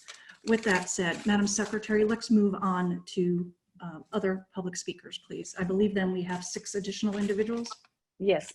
The next speaker is G. Akili. G. Akili. Yes, this is Akili with Black Lives Matter LA. One of the things I want to start out by saying, I think it is an insult and affront to have you all going to the Crenshaw Mall to do recruitment, the same mall where Bashario Mack was murdered, and there's been no accountability. So I would ask you to stay away from that and not do that. That's highly offensive and completely insensitive. The other thing I want to talk about is early in my career as an organizer and activist, I used to think that by bringing in Black faces and having Black people in positions that would be somewhat helpful. Over time, I learned all it did was put a Black individual in conditions that they really couldn't change. That to take Black people and put them in racist institutions really didn't matter. And the LAPD has a culture of racism and anti-Blackness. So putting a few more Black officers is not going to make a real difference in that case. The other thing that I think is more important is that this is, from my vantage point, a public relations attempt at trying to demonstrate diversity, when in fact, it's not diversity that's killing our people. It is a culture of suppression and control and acceptance of the fact that it's okay to kill us. So this is a good exercise, but that's all it is. And let us not be confused. This is a public relations approach at dealing with some serious problems about trust and how the police deal with Black folks. Thank you. Thank you. The next speaker is Hamid Khan. Hamid Khan. Okay, looks like I'm unmuted. Can you all hear me? Yes, we can, sir. All right, I'm just going to follow up on a couple things that Greg Akili just lifted as well. I mean, first of all, this whole notion of diversity, we have to absolutely challenge it. I mean, there was a study that was done several years ago called White, Black, and Blue Cops, which really speaks to the institutional prerogative of the departments, the institutional prerogatives of policing itself. And we know that LAPD already is one of the most diverse police departments. It reflects the population of the city of Los Angeles. We've seen that Baltimore is one of the most diverse police departments in the United States. It has a very high number of Black police officers as well. But yet at the same time, you know, when you look at police departments, you know, and the amount of killing and the violence, it's really the enforcement, it's the prerogatives, it's the institutional culture, as it has been stated earlier. So we challenge this whole notion around like, you know, that can change anything. I'm also reminded going back almost like 2008, 2009, where articles came out that LAPD is the most recession-free organization, and the LAPD was hiring when the rest of the world and the rest of the country was going into dire economic straits as well. Just yesterday, Garcetti announced a massive furlough of city workers. And this is the irony that we are looking at, that again, rather than looking at qualified workers who would be out in the community and to deal with the aftermath of the devastation of economic crisis that's going to result from COVID-19, we again are coming around to hire more police officers because the only option we have is to police our way out of the problems. We saw post 2008, 2009 that LAPD in post 2010 became one of the most murderous police department in the country. So we've got to really take a serious look, and this has to really stop. Thank you. The next speaker, T. Yes, good day. Can you hear me? Yes, we can. Go ahead. Okay, thank you so much. So this commentary itself is highly problematic and racist itself. I have a few points that I'd like to make, and I'd like to echo everything Baba Akili said. It's highly problematic to have a police fair at the Crenshaw Baldwin Hills Mall where they murdered Grishario Mack. Those officers, Ryan Lee and Mark Robles, need to be fired and prosecuted. Also highly problematic is having Steve Soboroff on the board of the Weingart Institution, where it primarily deals with homeless.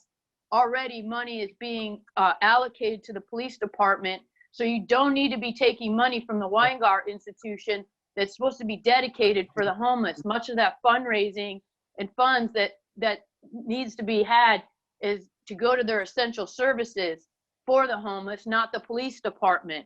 Also, I'm wondering about your psychological and background testing for your new candidates. Does it include having a oversight for racism and a use of deadly force and the killing of Black and brown people disproportionately? And lastly, what do you all plan on doing about your dishonest police officers? You already mentioned there's dishonest in your testing, and that actually spans out to police being involved in gangs and also them illegally entering people, Black and brown, disproportionately in the gang databases. So these are very important topics that you need to consider. And lastly, I want to know what y'all are doing about David Lacey, who pulled a gun on Black Lives Matter and Allies protesters, a loaded gun, and threatened to shoot them. Are charges going to be made, or are you going to press charges against this individual for pointing and a loaded gun and threatening to shoot people? Thank you. Thank you. The next speaker is Jamie Garcia. Jamie Garcia. Hi, can everybody hear me? Yes, we can. Go ahead. So I just, wanted to lift issue and, support everything that's being said, but also get back into this, point that needs to continually be raised about how LAPD is just a recession-free operation.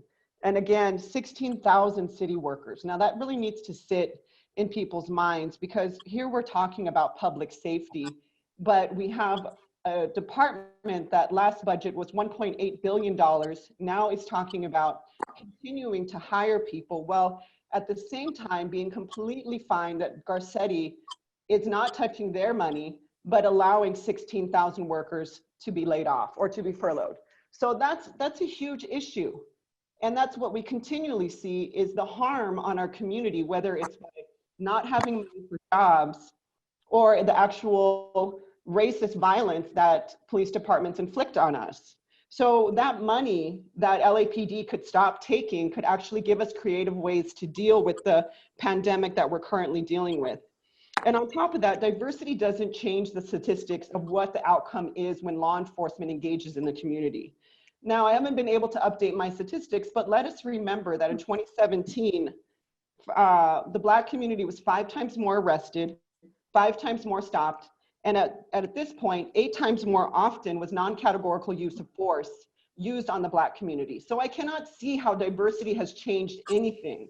And I know that you're sitting there not listening more to the stuff that's happening because we can see you, but it's important that you do because these facts keep coming up.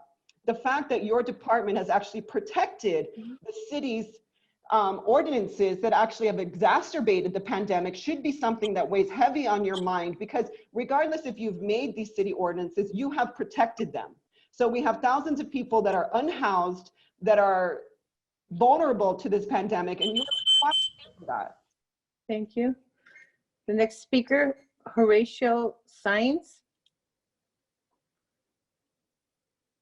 Horatio Saenz.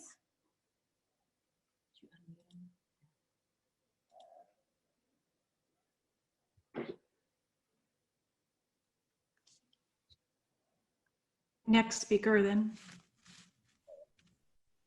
And that is the final speaker, Madam President. Okay, thank you.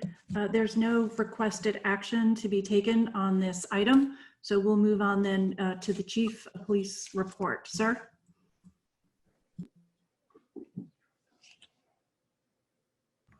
Thank you, and good morning, Commissioners. And again, my appreciation and thanks to Chief Grimala and her team for piloting out, if you will, this presentation and using the tools that we have here to convey information about a very critical issue for us, and that is our hiring and our management of our diversity and just our challenges as we move forward through this pandemic and into the future. I'm going to frame my remarks today. Appreciate your patience on a couple different areas. First, significant remarks as I do with the officer-involved shootings or in-custody deaths. I'm going to talk about COVID-19 briefly, about what we're doing as a department, our employee health, as well as what our current actions are in support of this emergency. I'm going to briefly go over a high-level conversation or remarks about our city budget, talk about crime and traffic, and our personal staffing. So as I do each week, let me first, and this period, by the way, goes between April 7th and today. And over this period of time, we had one in custody death, an officer-involved shooting that had no hits, and a carotid restraint control hold. On each of those, let me just give you a brief statement as far as the description of the events. These were very early in the investigation. The first one was an in-custody death that occurred in the Van Nuys area of the San Fernando Valley on the 11th of April at approximately 7:45 at night on the 6500 block of Sepulveda Boulevard in the area of Van Nuys. It involved a Mr. Kerry Lee Jordan, a male African-American, 32 years. On April 11th, North Hollywood uniform officers were flagged down by a citizen in the 6500 block of Sepulveda Boulevard. The officers were advised that earlier in the day, other uniform officers responded to his building to search for a trespass suspect who was later identified as Mr. Jordan. Mr. Jordan had allegedly attempted to physically batter this person reporting's employees. The initial officers who responded did not locate Mr. Jordan and advised the person reporting to call the police if he returned. Approximately an hour later, employees were securing a ladder in a storage room and noted that Mr. Jordan was inside that room. The employees secured the door containing Mr. Jordan inside the storage room while police were called back out to the location. North Hollywood officers were directed to the storage room where Jordan was found face down on the floor and non-responsive. One of the officers noted Mr. Jordan still had a pulse and was breathing and immediately requested a rescue ambulance. While waiting for the response to the rescue ambulance, the officers handcuffed Mr. Jordan. The LA Fire Department personnel arrived on scene and checked Mr. Jordan for vitals and determined that he was deceased. In that, the officers placed handcuffs on the individual. This fits the protocol for the initial investigation by Force Investigation Division be handled as an in-custody death. The District Attorney's Office was notified, as well as the Inspector General's Office responded to the scene. This investigation will continue, and as we collect statements from all involved in physical evidence and other information to determine how this occurred and whether to ensure all department protocols and our policies were followed. Second event I want to talk about is an officer-involved shooting that involved no hits. This happened in the Hollenbeck area of the central portion of the city on the 15th of April at approximately 10:55 at night. Involved a Mr. Santos Arundo, male Hispanic, 20 years of age. On that date, at approximately 10:55 at night, uniform officers assigned to the Metropolitan Division were assigned to a crime suppression detail in the Hollenbeck area. Officers were driving a dual-purpose sport utility vehicle and were heading north on Savannah Street, approaching Cesar Chavez Avenue when they heard multiple gunshots. The officers stopped their vehicle at the intersection and immediately observed two individuals running east towards the officer's vehicle on the south sidewalk of Cesar Chavez. As the two individuals reached the intersection and turned south onto Savannah, the officers reported they observed one of the suspects, later identified as Mr. Santos Arundo, point a handgun at them, which resulted in an officer-involved shooting. Both individuals continued south on Savannah and out of the officer's view. A tactical perimeter was established, and Mr. Arundo was eventually taken into custody. An article search of the area was conducted, and a semi-automatic 9mm pistol was recovered along the route that Mr. Arundo had attempted his escape.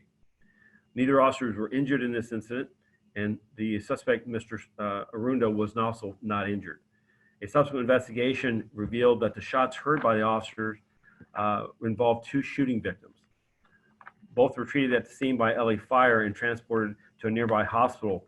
The first victim succumbed to his injuries, his gunshot wounds, and died. The second individual received emergency surgery and is currently being cared for at that ICU at that nearby hospital. Force Investigation Division responded and is handling the administrative investigation. Central Bureau Homicide is handling the criminal investigation with the assistance of Force Investigation. There is one outstanding individual of those two, and Mr. Arundo was booked for 187A of the Penal Code murder. And this investigation will continue. The District Attorney's Office was notified, as well as the Inspector General's Office responding to the scene. The last incident is a karate restraint control hold. This is an application of bodily force that constitutes the use of deadly force by our policy. This happened in the central area of Los Angeles on the 17th of April at approximately 11:37 at night. On that date and time, Central Division Uniform Resource Enhancement Services Enforcement Team, RESET, officers were patrolling the area of Wall Street and 5th Street. The officers observed a male they believed to be a named suspect for a central area assault with a deadly weapon incident. The officers attempted to detain the individual, who was later identified as Mr. Wesley Prince, male African-American, 39 years of age. However, he fled from them and a foot pursuit ensued. While the officers were in chasing Mr. Prince, he fell to the ground, allowing the officers to catch up with him. While the officers were on the ground with Mr. Prince, attempting to take him into custody, Mr. Prince allegedly reached for a handgun that was in his waistband, and the officer applied the karate restraint control hold. With the assistance of responding units, officers were able to safely remove the handgun and take Mr. Prince into custody. The investigations revealed that the handgun was a .38 caliber revolver loaded with 5 live rounds of ammunition. Mr. Prince was arrested for 29800A of the Penal Code, which is a convicted felon in possession of a firearm. He was transported by rescue ambulance to a nearby hospital where he was treated and cleared for booking. There were no officers injured during this incident, and Force Investigations will continue in their investigation of this. The Officer Inspector General was notified and responded, and the DA officer-involved shooting team was notified, did not respond. The other matters I'd like to move into is regarding our COVID-19 response today. So last time I spoke with this committee, or this board, was on the 6th of April. And at that point, talking first about employee health, we had 45 of our individuals, of our employees, that were tested positive for COVID-19. That number as of this morning has risen to 65. And one of those individuals is in critical condition at a nearby hospital, we're hopeful for her recovery. We have had 24 personnel who have recovered fully from COVID-19 and have returned to work, which I'm grateful for. Currently, we have 144 officers and personnel that are quarantined or in isolation due to being symptomatic and or testing positive for COVID-19. That number has improved from 2 weeks earlier when that number was 233. So a dramatic reduction in the number of personnel that have been required to be quarantined. We have now tested 609 of our employees for being symptomatic for COVID-19. And again, I'm grateful that only 65 of them have tested positive, and we're hopeful that all of them will fully recover. The rest and recharge station that has been ongoing at the Elysian Academy, as well as the rest and isolation hotel that was set up to provide for isolation for those impacted by COVID-19, continues to support our rank and file, our men and women of 13,000 for areas in which they can grab a snack, get some essential services, and just have the ability to rest and recharge, if you will, as they go through this ordeal. The department, in its continued efforts to supporting this emergency, has focused our primary resources on patrol to keep our uniform staffing high. We have continued to reallocate a portion of our detective personnel to the field, but we've also now mobilized a number of personnel from outside of operations. That number is now 552. And for the public, what that means is that these are officers that are now working 12-hour shifts, that are working 3 days on and 3 days off. They either work a day watch or a night watch, an A or B watch configuration. And it allows me as a chief to maximize our deployment outside of the normal days off and the normal assignment of work hours. It is the lever of the organization's way of amplifying the number of officers on the street. In this mobilization, which has been the first we've done in more than 20 years, I'm proud of the men and women of LAPD that have stepped into those roles. The vast majority of them work specialized assignments outside of geographic areas, and they've taken on the tasks of assisting us with security at shelters that have expanded across the city. We now have more than 800 people each night, persons experiencing homelessness that are housed within these shelters. These shelters that have on-site security nursing staff that are non-symptomatic are giving individuals that are at great risk by this COVID-19 an opportunity to come in out of the public from an unsheltered condition. Over the last 2 weeks, we've also began activating the rescue or the recreational vehicle trailers. I was at Woodland Hills this past weekend where the first series of trailers were opened, met with actually a couple of those individuals who are now being housed there. They're grateful for these resources and the ability to get off the street and to have a safe, secure, and clean environment. There's the trailers that are going to continue to expand around each of these recreation centers that are being currently installed. There's a fencing around them. They're cleaned each day, and there's security on site in addition to the presence of police officers 24 hours a day to ensure the public, as well as those persons going to those facilities, that they're safe and that they will offer them a secure setting. The eventual build out of this strategy, though, really depends on the continued expansion of the Project Room Key effort by the city and county of Los Angeles to secure thousands of hotel and motel rooms. At this point, there's 13 sites that are open across this region and with a capacity of 877 rooms. And I'm happy to say that the outreach work done by LAHSA, as well as our HOPE teams and others, are finding people that are qualified and capable of taking advantage of those rooms and coming in out of the cold, if you will. That build out is going to continue. At this point, the department is able, by working with LAHSA, to not have to task security at those sites. However, for those sites that are going on around the city, we do work with the local command to be aware of those hotels and those motels and the repurposing of their use, to meet with the management there and to ensure that if there's a call for service or any emergency there, that they have a priority response. I'm also happy to say in the first 2 weeks of these sites as opening that we've not seen any increase in crime or disorder in the surrounding areas. People that are going and taking advantage of these shelters are looking for opportunities to come in out of a shelter-less environment and are acting responsibly. And I'm happy to report that. The second matter that we saw this last week, or the last 2 weeks, is our hospital surge has largely gone into a static mode. This, as a reminder, was establishing 250 beds at the convention center to allow for a decompressing of our hospital network, with the addition of the repurposing of the St. Vincent Hospital, though, and that 266 beds that have been established there, as well as by the success of the county in this region to flatten the curve. Our hospital surge plan as a public safety, public health agencies is working, and we have not been required to go and activate the LA Convention Center.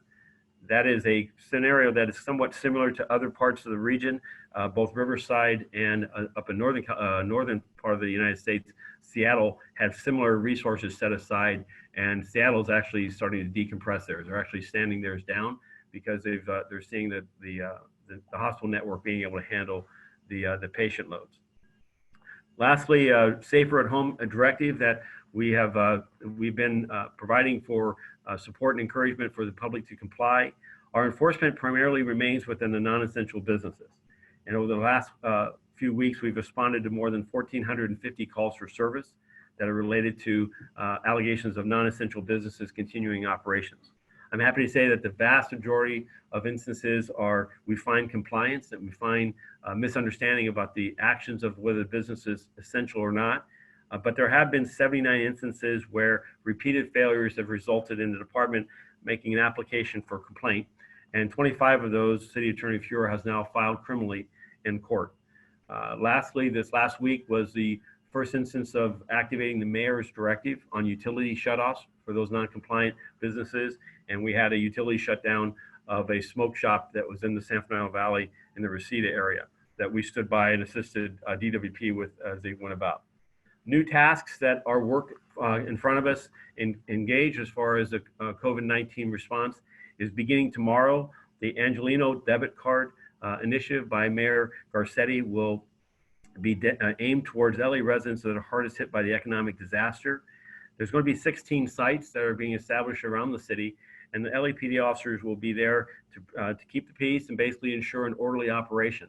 These locations are on an invitation-only basis, and that there were literally tens of thousands of Angelinos that applied to be a recipient of one of these debit cards. And unfortunately, the supply it does not meet the demand. These debit card distributions are being entirely funded by philanthropic monies, and the Mayor's Alliance continues to seek additional input. If anyone's listening or the public is, as they listen to today's presentation, is interested, you can go to the City of Los Angeles webpage and donate to that Mayor's Fund. It is going to allow us as a city, as a region, to distribute $750 to $1,500 debit cards to those Angelinos most in need. Again, our presence at these locations will be just to ensure that there's an orderly process to those that arrive. If people go to these locations and they're not on a list or they have not been selected, unfortunately, they'll not be allowed to continue, and we'll hold that line. Lastly, this last week we began an effort of additional 6 teams in the LA region area, LA City, that have been augmented through LAHSA and Department of Public Health with nurse professionals to allow us to, as multidisciplinary teams, identify those that are symptomatic, that are at greatest risk of COVID-19, who are persons experiencing homelessness. And yesterday, in concert with LA Fire, the first downtown Skid Row pop-up testing station was established, where 114 people were tested in a single day. Our participation in this effort, with whether a member of any of these 6 teams, is frankly to encourage to keep the peace, to ensure the safety of everyone involved.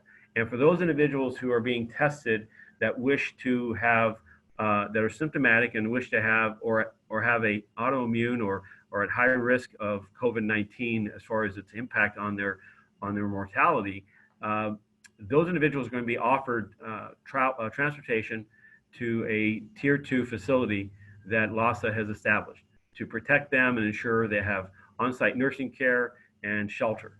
For those individuals that refuse or don't wish that shelter, LAPD is providing a clean tent and personal protective equipment and guidance to them as to how to self-isolate, and how, if they're not going to take advantage of the available shelter bed, how to take care of themselves. And also we'll work with the other members of the multidisciplinary team for follow-up care for them to receive from nursing staff on a more consistent basis. Lastly, I want to talk about, or I'm going to transition now into the city budget. The department received the mayor's budget, his proposed release last night, late yesterday afternoon. And we're currently reviewing it, so I don't have all the details of it. But as I previously described, this is a budget that provides for the public safety of Los Angeles by staffing Los Angeles Police Department and sworn members at the levels that we have had in this current fiscal year. It is a challenging budget in a number of areas of equipment and technology, as well as in our civilian workforce, that it requires a number of our personnel in our civilian workforce to have 26 furlough days, which effectively is a 10% salary cut. This is an effort to save in the department's budget about $18 million is my initial read. It might be a little more than that as far as the actual savings from that mechanism. And it's one that as a department, we know comes at a tremendous cost to our civilian employees. And as a chief, my effort will be to find every means in which to utilize the resources that are provided to the department responsibly to ensure public safety with what's been provided to us. As we move forward, I look to identify where the pain points are and determine areas where we need to adjust strategies or change our calculus as far as our metrics of how we move forward. An example of this already is that with the mayor's announcement a few weeks ago of contracts being suspended, no future contracts being allowed, hiring freeze of sworn or hiring freeze of our civilian ranks, is that we looked at an area in looking at our efforts is how we're going to continue to move forward. For instance, there was a CIO, Chief Information Officer, that was proposed for us, the department, to move into in this next year. That has not been included in the budget. We also know that there have a number of contracts that have expired or contracts that we might desire that are going to be difficult to achieve given the lack of funding and the need to tighten our belts. To that end, one of those is the decision I made this last week involving Predpol. Predpol is identified to this commission, well known to you, a little over a year ago. The commission looked at its utility and challenged the department to do so as well. And over the course of this last year, Predpol also identified that while we had a 9-year relationship of which I believe was mutually beneficial for the department to use that technology as a crime fighting strategy, and as it identified location-based crime densities and allowed us to, understanding that in a daily routine, apply patrol resources, investigative resources to lower crime. The nature of the relationship needed to change this year, where we would enter into a contractual agreement and there'd be associated costs. As I'm looking at this in 2020 and moving forward and looking at the other systems that I have available to me that our crime analysts have for identifying analytics for where crime is occurring and who we believe is responsible, focuses by both offender as well as location, I've made the determination to not continue our relationship with Predpol. That is a hard decision. It's an organization, I believe the underlying principles of their location-based crime reduction strategy as a tool are valid, are meaningful, but I also know that our professional crime analysts have similar tools with mapping and other analytic tools that can allow us to accomplish much of the same, which is understanding the patterns and series of how crime is occurring in Los Angeles, and then applying resources, problem-solving initiatives to change that and improve public safety.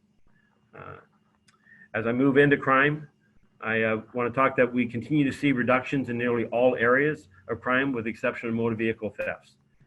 Ending on April 18th, our Part 1 crime is now down 10.5%, and our domestic violence is down 12.5%. That's both simple and aggravated assaults, while our domestic violence calls for service is essentially flat. Over a time period of COVID-19, we've seen crime actually drop 26% over the same period last year. So the overall year-to-date number of 10.5 is heavily influenced by these last 6 weeks where we've seen a steep drop-off in crime. That has seen our levels in the sense of violent crime, as well as shots fired, homicides, robberies, aggravated assaults, all of them have slowed substantially. One area that we've seen a challenge is, and I reported this earlier, was motor vehicle thefts. And the more we have dug into this, I do think that this is a direct attribute of some of the circumstances we're seeing with the COVID-19 pandemic in this region. And I say that because as our areas have looked into the patterns of where the increased number of vehicles being stolen are at, and the types of vehicles being stolen, is we believe that the cut down in some of the transportation systems that are out there, as well as some very early look in some of our offenders being arrested and then rearrested because of a lack of there being a decision for no bail or to release and downsize the jail populations in an effort to safeguard that population from the impact of COVID-19. That's allowing some increase in recidivism for individuals that are being released and stealing, going and finding and reoffending by stealing another vehicle. So we're going to watch that closely and work with the court, with the district attorney's office for those offenders that pose a greater risk to the public than one might first think as their offense is evaluated for the appropriate bail. As I move through here, also gang crime is down with 331 fewer gang crimes this year versus last. That's a 27% reduction. And then we see that reduction in shots fired as well as gang-related victims that are shot. Lastly, I also, at this point, typically talk about officer-involved shootings and in-custody deaths. So I just reported an in-custody death that happened during this period, so that's the first in-custody death for the year. Last year, that number was 2, and our 4-year average is just under 2. Regarding officer-involved shootings, we've had a total of 7 officer-involved shootings this year. Last year, that number was 4, and our 4-year average is just over 10. Our fatal officer-involved shootings this year is 1. Last year, that number was 2, and our 4-year average is 4.5. Moving over to our personnel function, we have 10,005 people, sworn personnel on payroll, 3,051 civilians, 387 reserves, and 1,724 cadets. As a matter of information, our cadet posts, again, we're handling our relationship with our youth via telephone and outreach electronically, but our cadet post operations, given this COVID-19 pandemic, are actually being on a hiatus at this point. And with that, I'm happy to answer any questions or take your remarks, comments. Thank you, Chief. Chief, could you first, if you don't mind, the numbers regarding the officers and staff of the department who have tested positive? I was a little confused on whether civilian and sworn were merged into that number, and then the number back at work, both civilian and sworn. So the 65 includes both sworn and civilian. And just is the 24 both as well? I'm sorry? Is the 24 that have recovered, is that both as well? Yes. Okay. So there are 41 members of the department, both sworn and civilian, who are currently testing positive and are out on leave.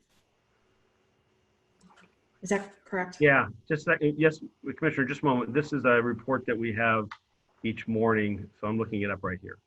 Okay, I just want to be sure I have the data correct. Okay. And you, okay, sir, go ahead. Well, now I'm looking for it, just a moment. Oh, okay. Yeah.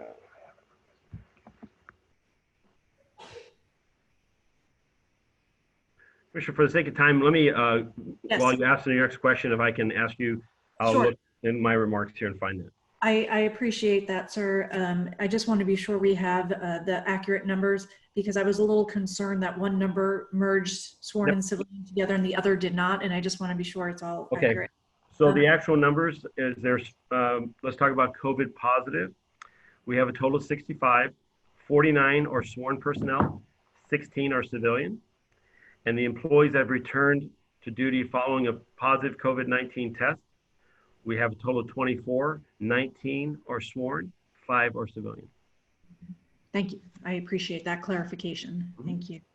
And with respect to the number of officers who are quarantined, my question is what standard is used for determining when officers or civilian staff are being quarantined? And appreciate the fact that number has gone down, which is good news, but what's the standard for determining that? Anyone who tests positive, anyone who's directed by their doctor or occupational doctor to quarantine or isolate, or an order by a public health department. So those are the 3 criteria.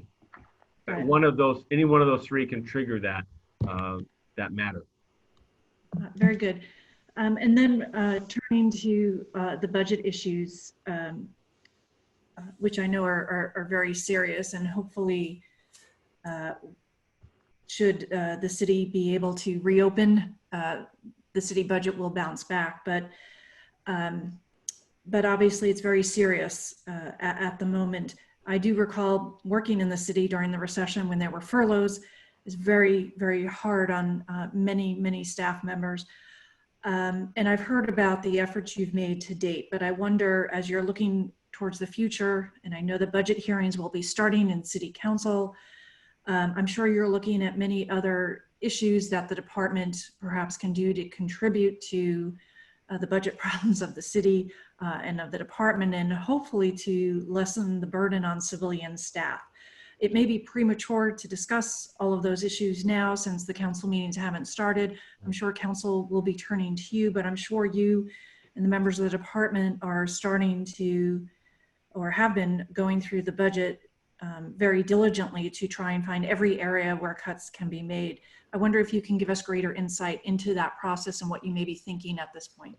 So just yesterday, this was a conversation with the other general managers and with Rich Llewellyn, our CAO, for guidance relative to the furloughs, the 26 furlough days, as to the spread of those. Would those occur once every 2 weeks, evenly across the entire calendar year? Would they be allowed to be gathered in a collectively together? We want to make sure that we're consistent and fair. Secondly, to the other side of the ledger, which is how do we ensure that every dollar that we do have, that we're spending it judiciously, and that we're prioritizing public safety, including our civilian workforce, because this is an organization, as you know, with 3,000, just over 3,000 members in our civilian workforce, that was at 3,600 the last time the city went into a recessionary period or an economic pullback, and we've not recovered fully from what the staffing levels were here during 2007, 2008. So losing 10% of your workforce, at this point, it is a number of those. Now, it's not the entire workforce. It's been identified that police service representatives, people working our dispatch centers, our custody services division, those working our jails, that they would be exempt from this furlough process, which I'm thankful and grateful for. But if there's other ways for me to identify cost savings that would allow us to have a full workforce, we're desirous of doing that.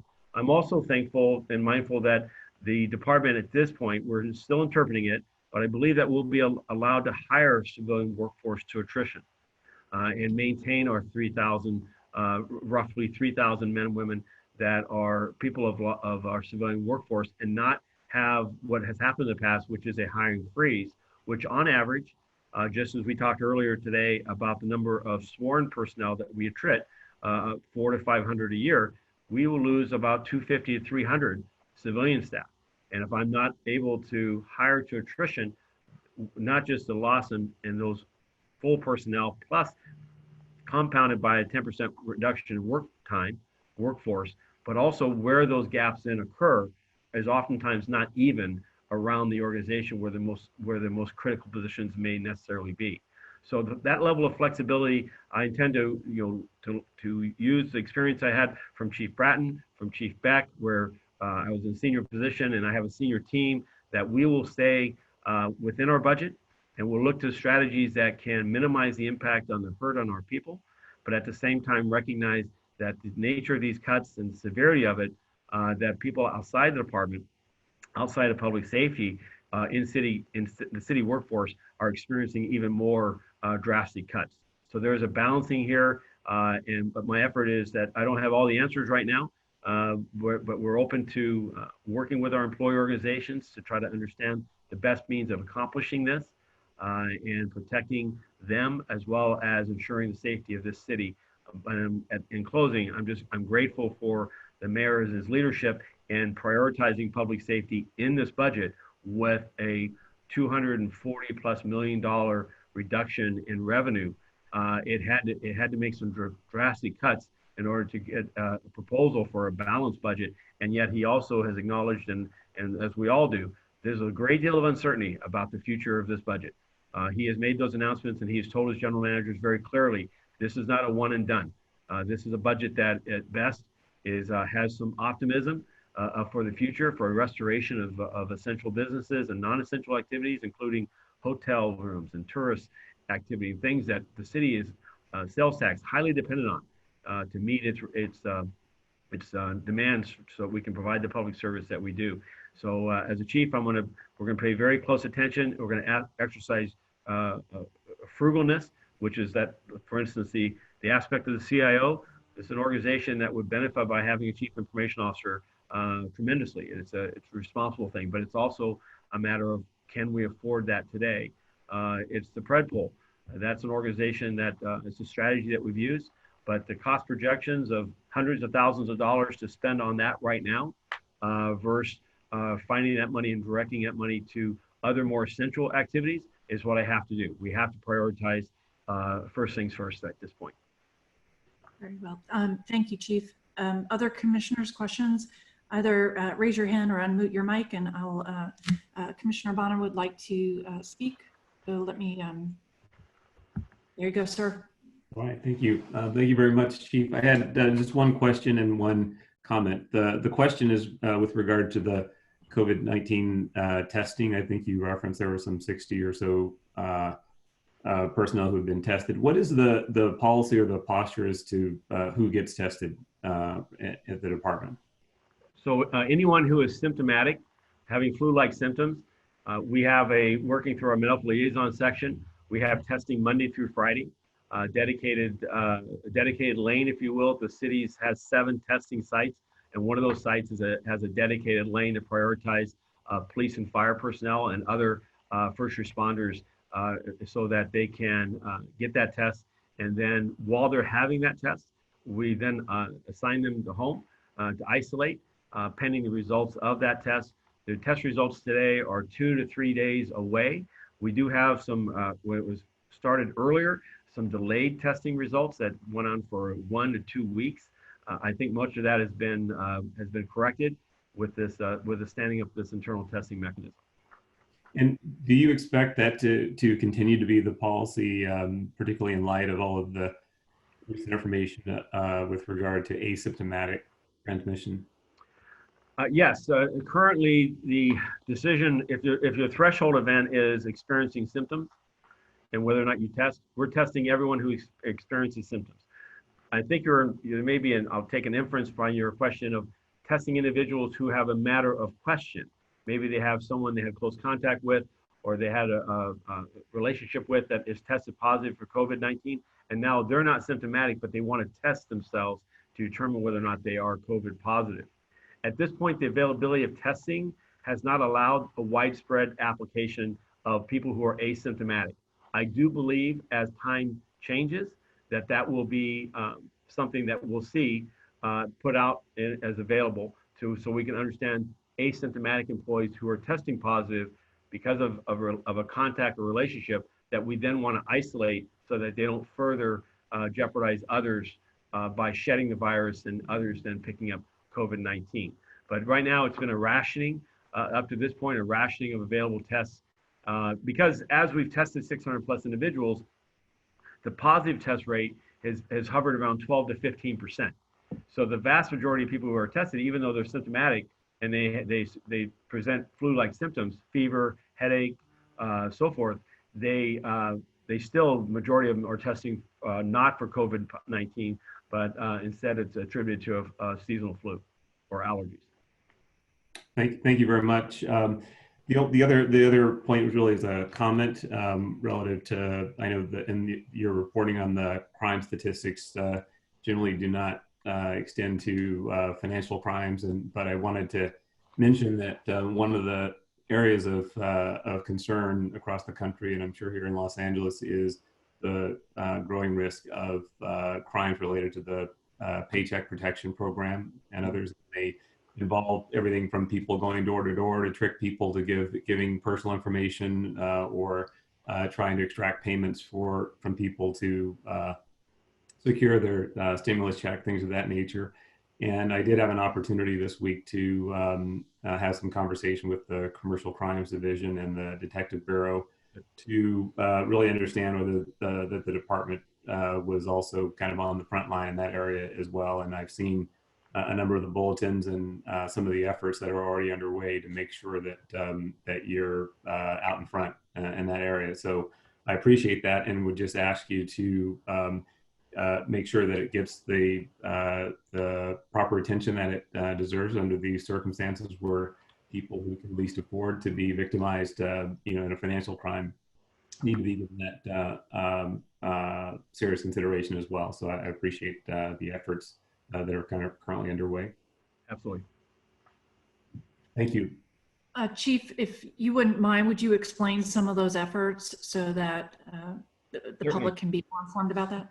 So the city attorney and the district attorney have assembled a task force, a working group for those that would try to sell fraudulent material, for those that are price exploiting in the sense that they're jacking up prices of personal protective equipment, lotions, hand washes, masks, and so forth.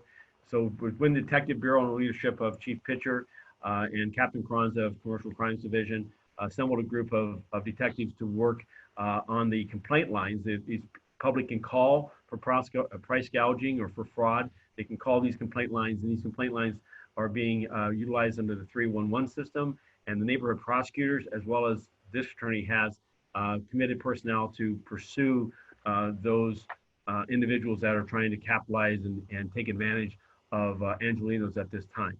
So what we'd ask is, what we're doing this week, one of the things that I asked in my conference calls with our DOC is this week for each of our 21 areas to have a virtual town hall meeting, much like this meeting here. And that one of the message points is just to talk about financial crimes, but also just to talk about our response, the shelter plan, everything that we're in the midst of as a means of communicating and ensuring that our community understands the position of the organization, what our resources are, and our commitment to continue to provide for public safety. An area of particular interest is not just fraud, but we're seeing this reduction in domestic violence. Just to move over to that is that we've got a concern that one of the impacts of this pandemic is, are people still calling relative to disputes and relative to family violence?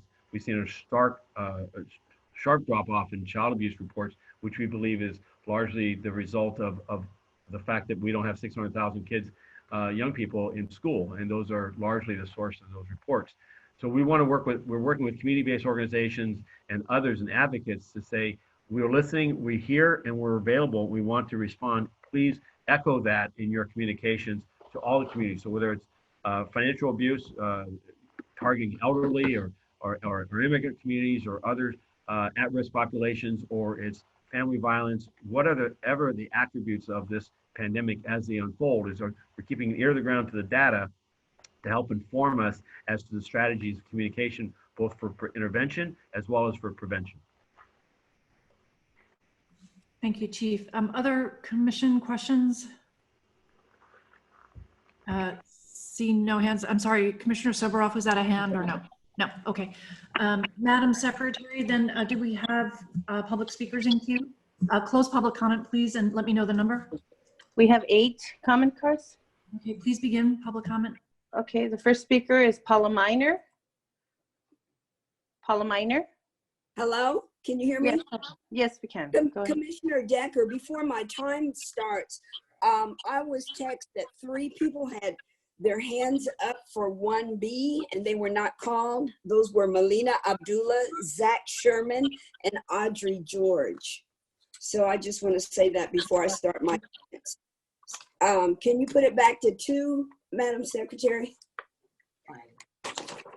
All right. My concerns are about the LAPD officers illegally buying guns at the police academy. This came out on April 9th at the police academy gift shop. Guns were sold without the required federal paperwork and at steep discounts, which is illegal, which is a crime. That gun store is run by an LAPD nonprofit whose board is made up of LAPD officers, including some command staff. The civilian guy who managed the store and responded to the LAPD request for him to do something illegal took the fall. He was arrested. No one at LAPD and Josh Rubenstein had anything to say. Why? Because it was wrong. They couldn't fake this one. This is another example of LAPD officers' failure to follow policies such as don't do illegal acts. They were blatantly breaking the law because Chief Moore allows this department to operate with no accountability. Whatever an officer do, they will not be held accountable, and definitely do not have to take personal responsibility, like in the case of the racially biased stops, the gang database falsification, and the killing of Grishario Mack by officers and Martin Robles. These are acts of corruption.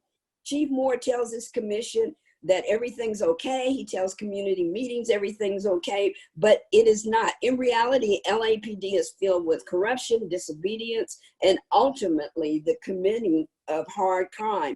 We need to call in the feds who are trying to investigate city council to come and turn a light on Chief Moore's LAPD, because the few things that surface, there are many, many more that are going on. So I think it's important to get that into the public record. Thank you. Thank you. The next speaker is T. T, go ahead. Hello? Yes. Yes, ma'am. First off, I want to echo everything Paula Miner had just said, and also reiterate that 3 speakers were not called prior.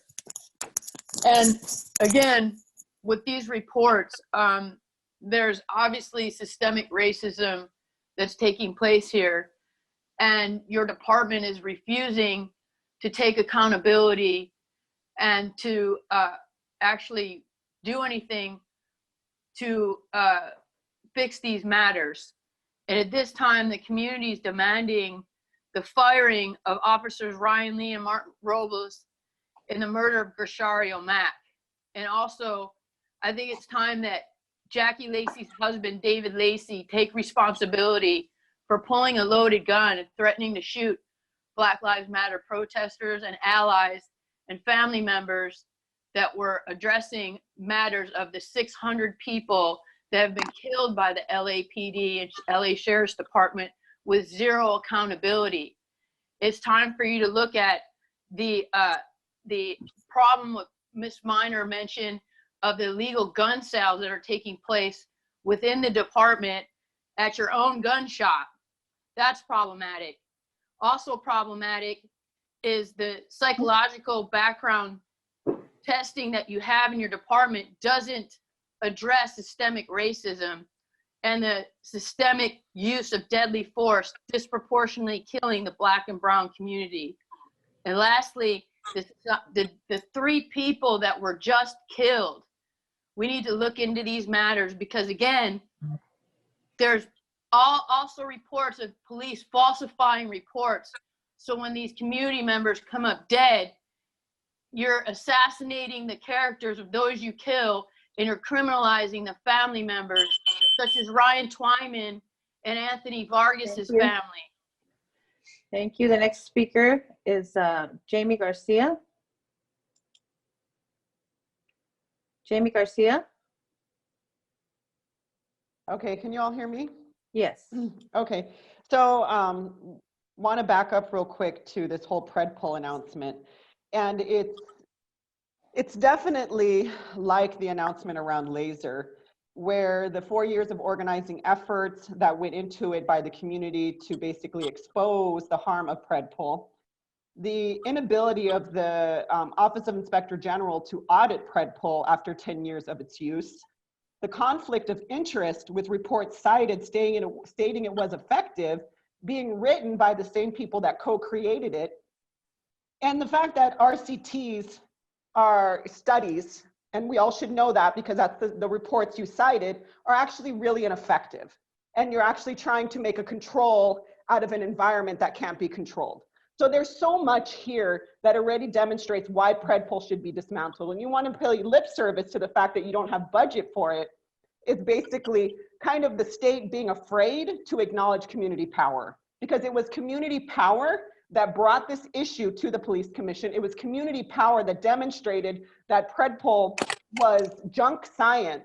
And it's community power that's going to further find out how you're using predictive analytics and algorithms to further criminalize our communities.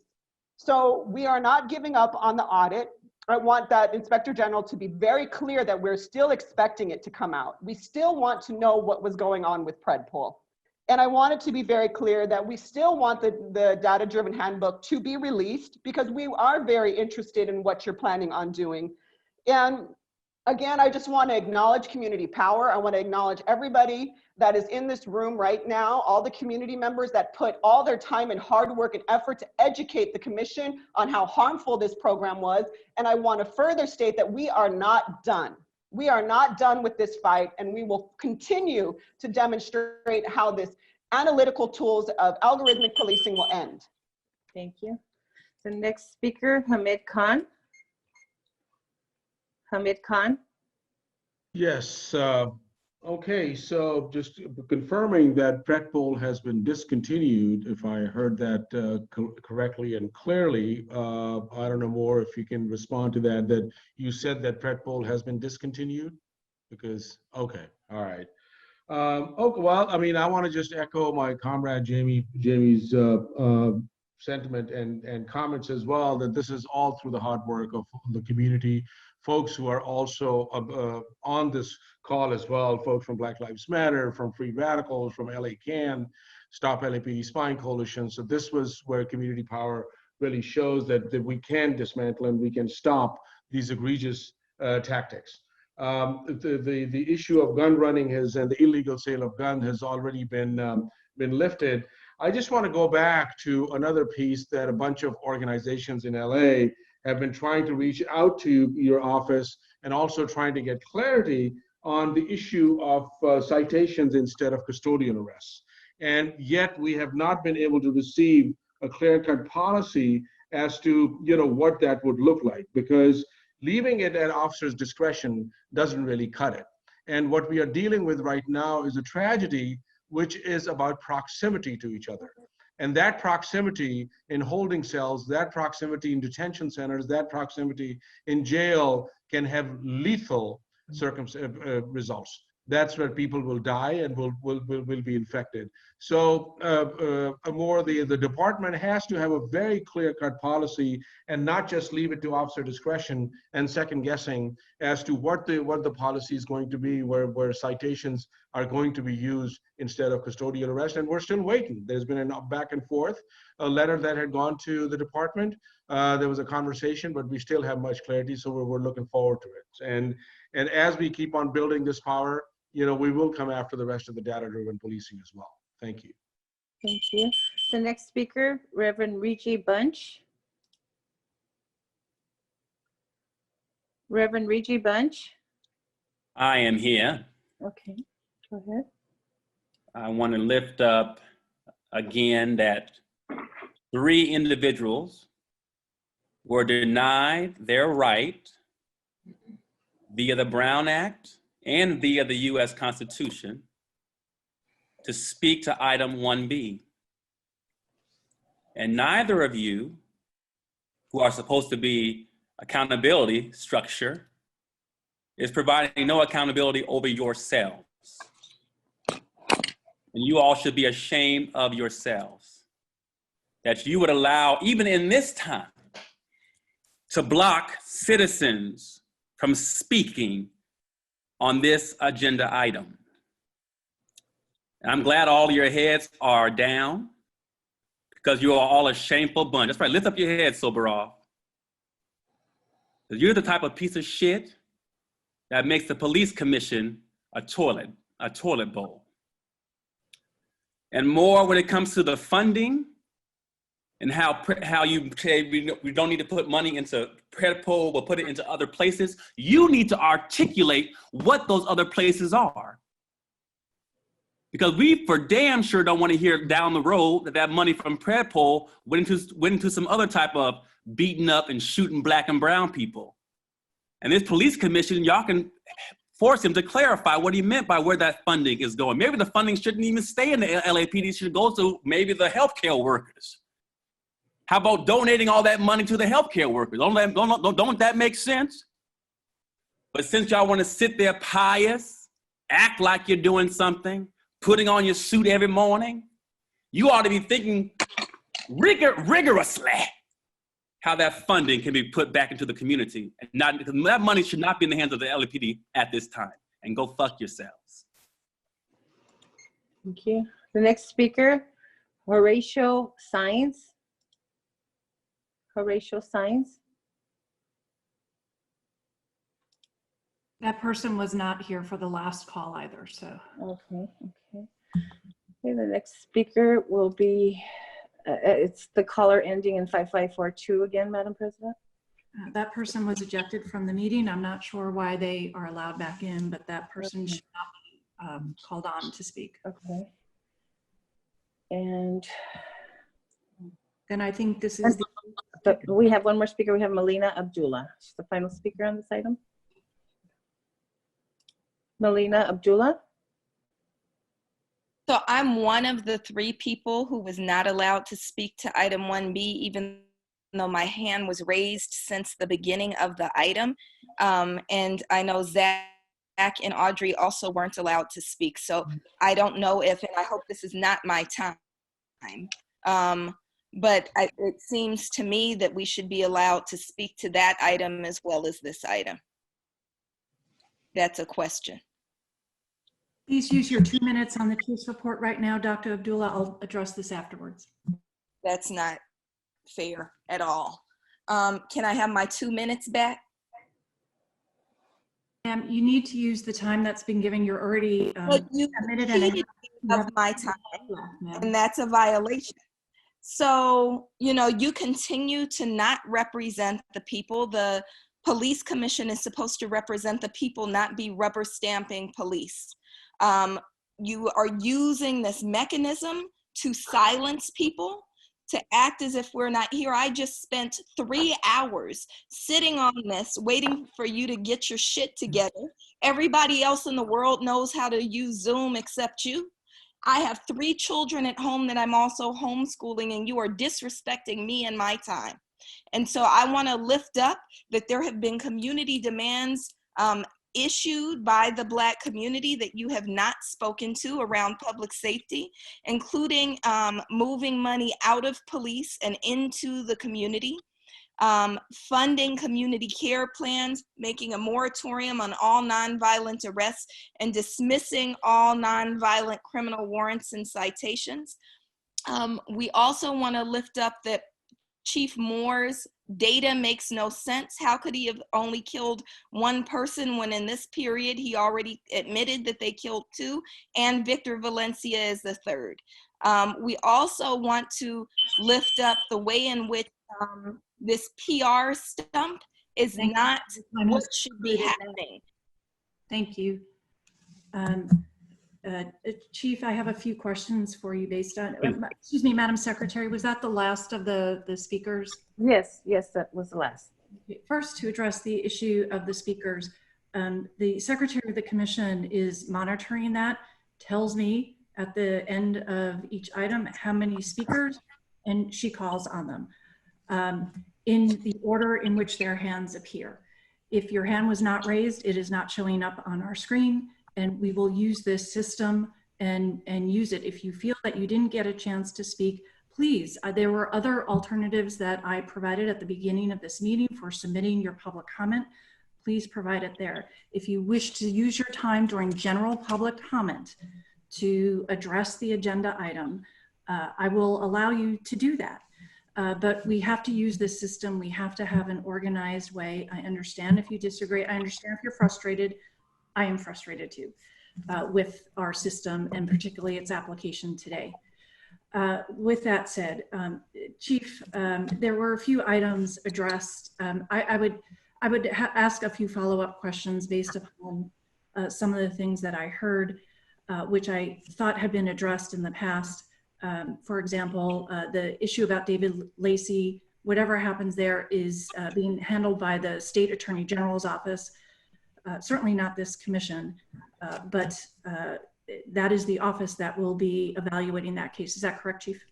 Yes, and as a matter of that investigation, that has been submitted to the Attorney General's office for their consideration. So that matter is now completed by LAPD. The investigative matter has been forwarded to the State Attorney General's office. Okay, and so that is now in the hands of the State Attorney General.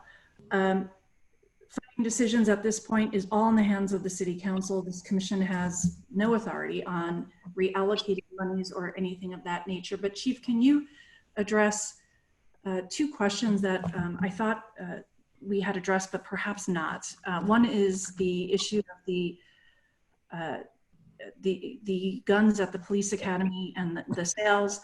I know there have been public statements made, but perhaps not at the commission. So I would ask that you address that. And also the data-driven book, I thought that had been addressed previously, but perhaps not. So could you address those two items, please? Yes, so relative to the Los Angeles Police Revolver and Athletic Club gun or firearms store operated at the police academy, that nonprofit organization, it's employee-based and has sold police equipment and supplies, including firearms, for decades.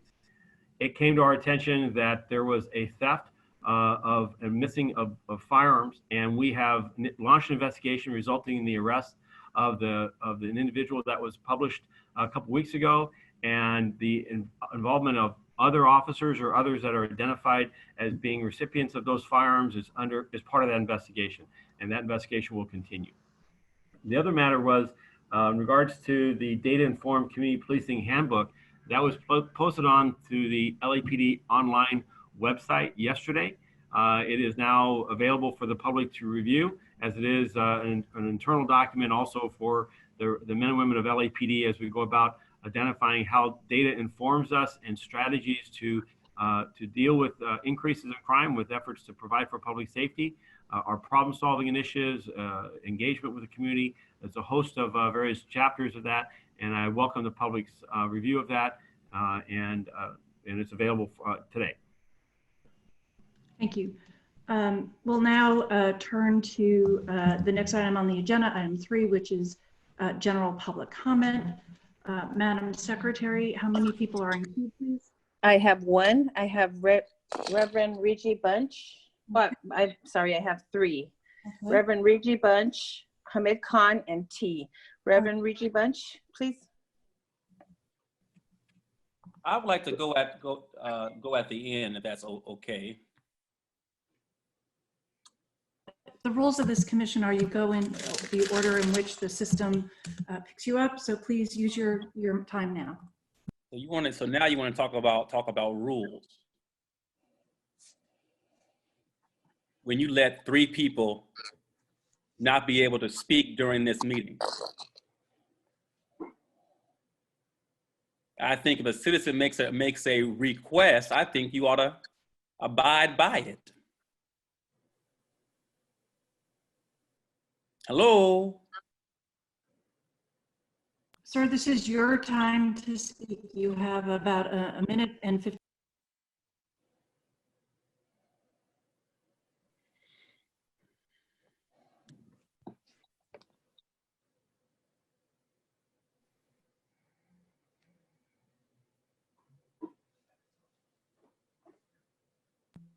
Sir, have you concluded your remarks? No, I ain't concluded.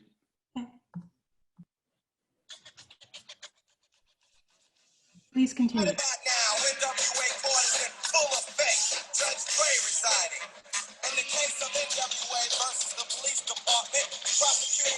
are MC Ren, Ice Cube, and Easy motherfucking E.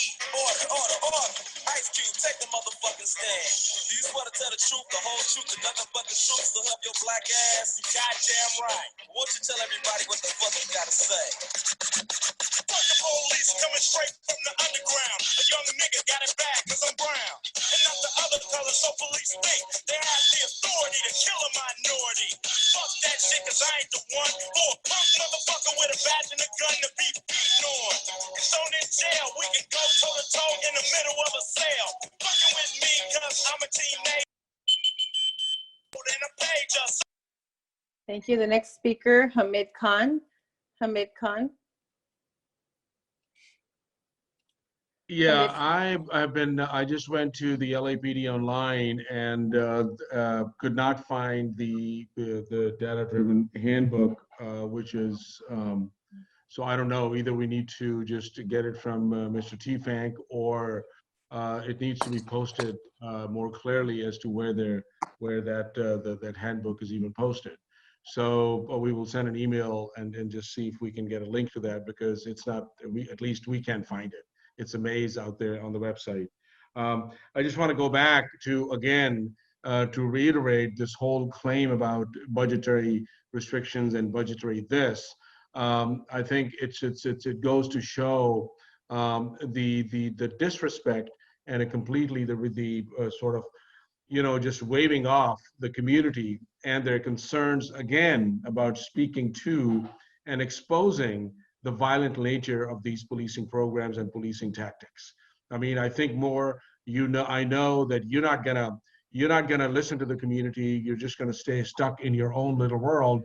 But at least from the police commission, one would expect, as representatives of the people, as representatives who are supposed to be the custodians of public trust, that you can at least have a little bit of an iota of respect towards the community that has been bringing these issues to you day after day after day. The public hearings on data-driven policing back in 2018 just didn't happen because it was a result of budgetary issues. The whole audit didn't happen as a result of budgetary issues. This was community power. This was demands from the community. This was a very clear expose of the inherent violence and the pseudoscience that is very much a part of these data-driven programs. So I'm really just just insulted by you all claiming these whole budgetary things as well, and the commission being completely silent in that. Thank you. Before we move on, Madam Secretary, please hold the time. I will just alert the members of the public and Mr. Khan that on the LAPD online website, on the left-hand side, there's a panel saying reports. The first report is Data-Informed Community-Focused Policing Guidebook. I believe that's the document you're looking for, but Mr. Teefank, if you could get that to Mr. Khan as soon as possible, I'd appreciate it. Apologies. Our next speaker, please. Our next speaker is T, and he's our final speaker on this item. T. T. Hello? Yes, go ahead. Okay, did you call me he? T. Okay, thank you. I thought you said he. So first off, again, Dr. Abdullah's hand has been raised, and I'm highly disappointed in your commission for the lack of insight here of public comment. It's really disgraceful. It seems, I want to say seems, but it's not even seems. It really is deliberately, intentionally trying to silence people. Dr. Abdullah, Greg Akili have been harassed at your commission meetings, arrested on numerous occasions for speaking out for the 600 LA residents and the families that have been impacted by use of force and police killings. Your commission is continually trying to silence our community members, and it's disgraceful. These families and these community members are seeking justice for people that were found, even officers that were found out of policy of killing community members, and nothing has been done. There's zero accountability within the DA office. There's zero accountability in the police commission office. You are here to be an oversight for the people in the community, and you're deliberately silencing our community members for speaking out for justice for these families that have been impacted by your officers that are still on the job, still getting paid, still going home to their families when you have mothers and fathers and family members grieving. Can you imagine what it's like for them in this time of COVID by not having their family members around? It's disgraceful. Your commission is disgraceful. You need to be accountable. You need to hold these officers accountable, and you need to let our community members speak. Thank you. Thank you. And that's the last speaker on this item.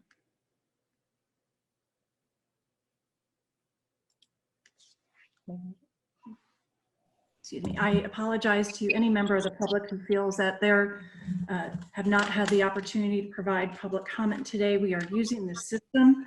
I've asked the secretary of the commission to manage it, and I accept her analysis and who's in queue. She calls the names. I'm not even seeing them anymore. So we will continue to follow that system. I state the rules at the beginning of the session every week. We'll continue to do so. And if you feel that you would like to provide comment, there's also an email address to which you can submit your comment.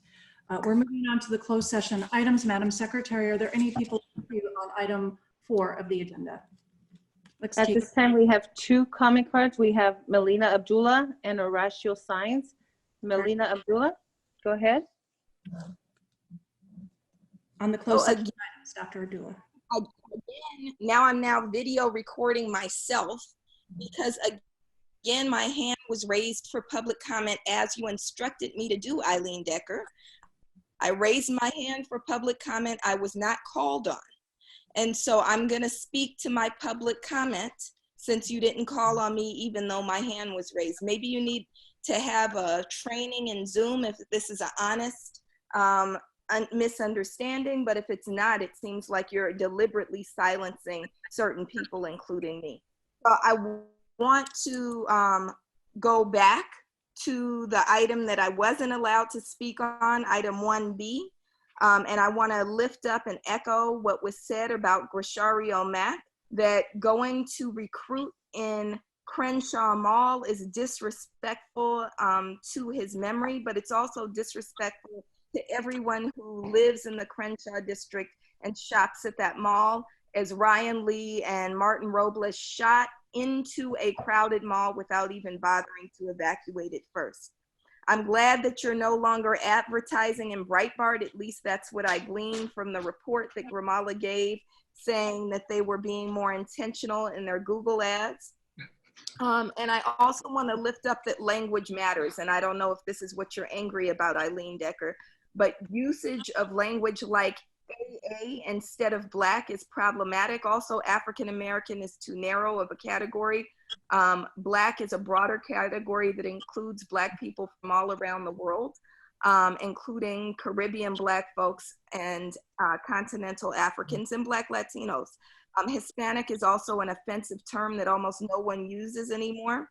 Also, I want to again cite that University of Michigan study that shows that the race of the officer has absolutely no impact on officer-involved shootings, and you need to do more than try to recruit a diverse pool of candidates. Thank you. And our last caller was the person who has been calling or raising hands significantly, Madam Secretary, I believe, but has never answered the call. But you can try it this time. Horacio Sainz. Hello. Okay, he's not answering. Right. And I believe that's could be the individual who is abusing the system earlier. Again, members of the public, we are doing our best in this system to allow everyone to speak. We have no interest in cutting anybody off, but we do have an interest, as I said, in following the rules of this meeting. The secretary calls individuals. I have no idea, as I sit here, who's next in queue. She is calling the names. She is reading them off. And when I say that the matter is closed, it has been closed. And if you raise your hand afterwards, you won't be called on. However, we have afforded in several email addresses for submission of public comment. I read it off at the beginning of of today's session. I believe it is policecommission@lapd.online. Do I have that right, Mr. Tiefenk? Just to verify. policecommission@lapd.online. That's correct, Madam President. So thank you very much. Seeing that we took public comment, we will go into closed session to deal with the closed session items. Madam Secretary. The Board of Police Commissioners will now recess into closed session to discuss item numbers 4A1, 2, 4B, and 4C in accordance to Government Code 54957.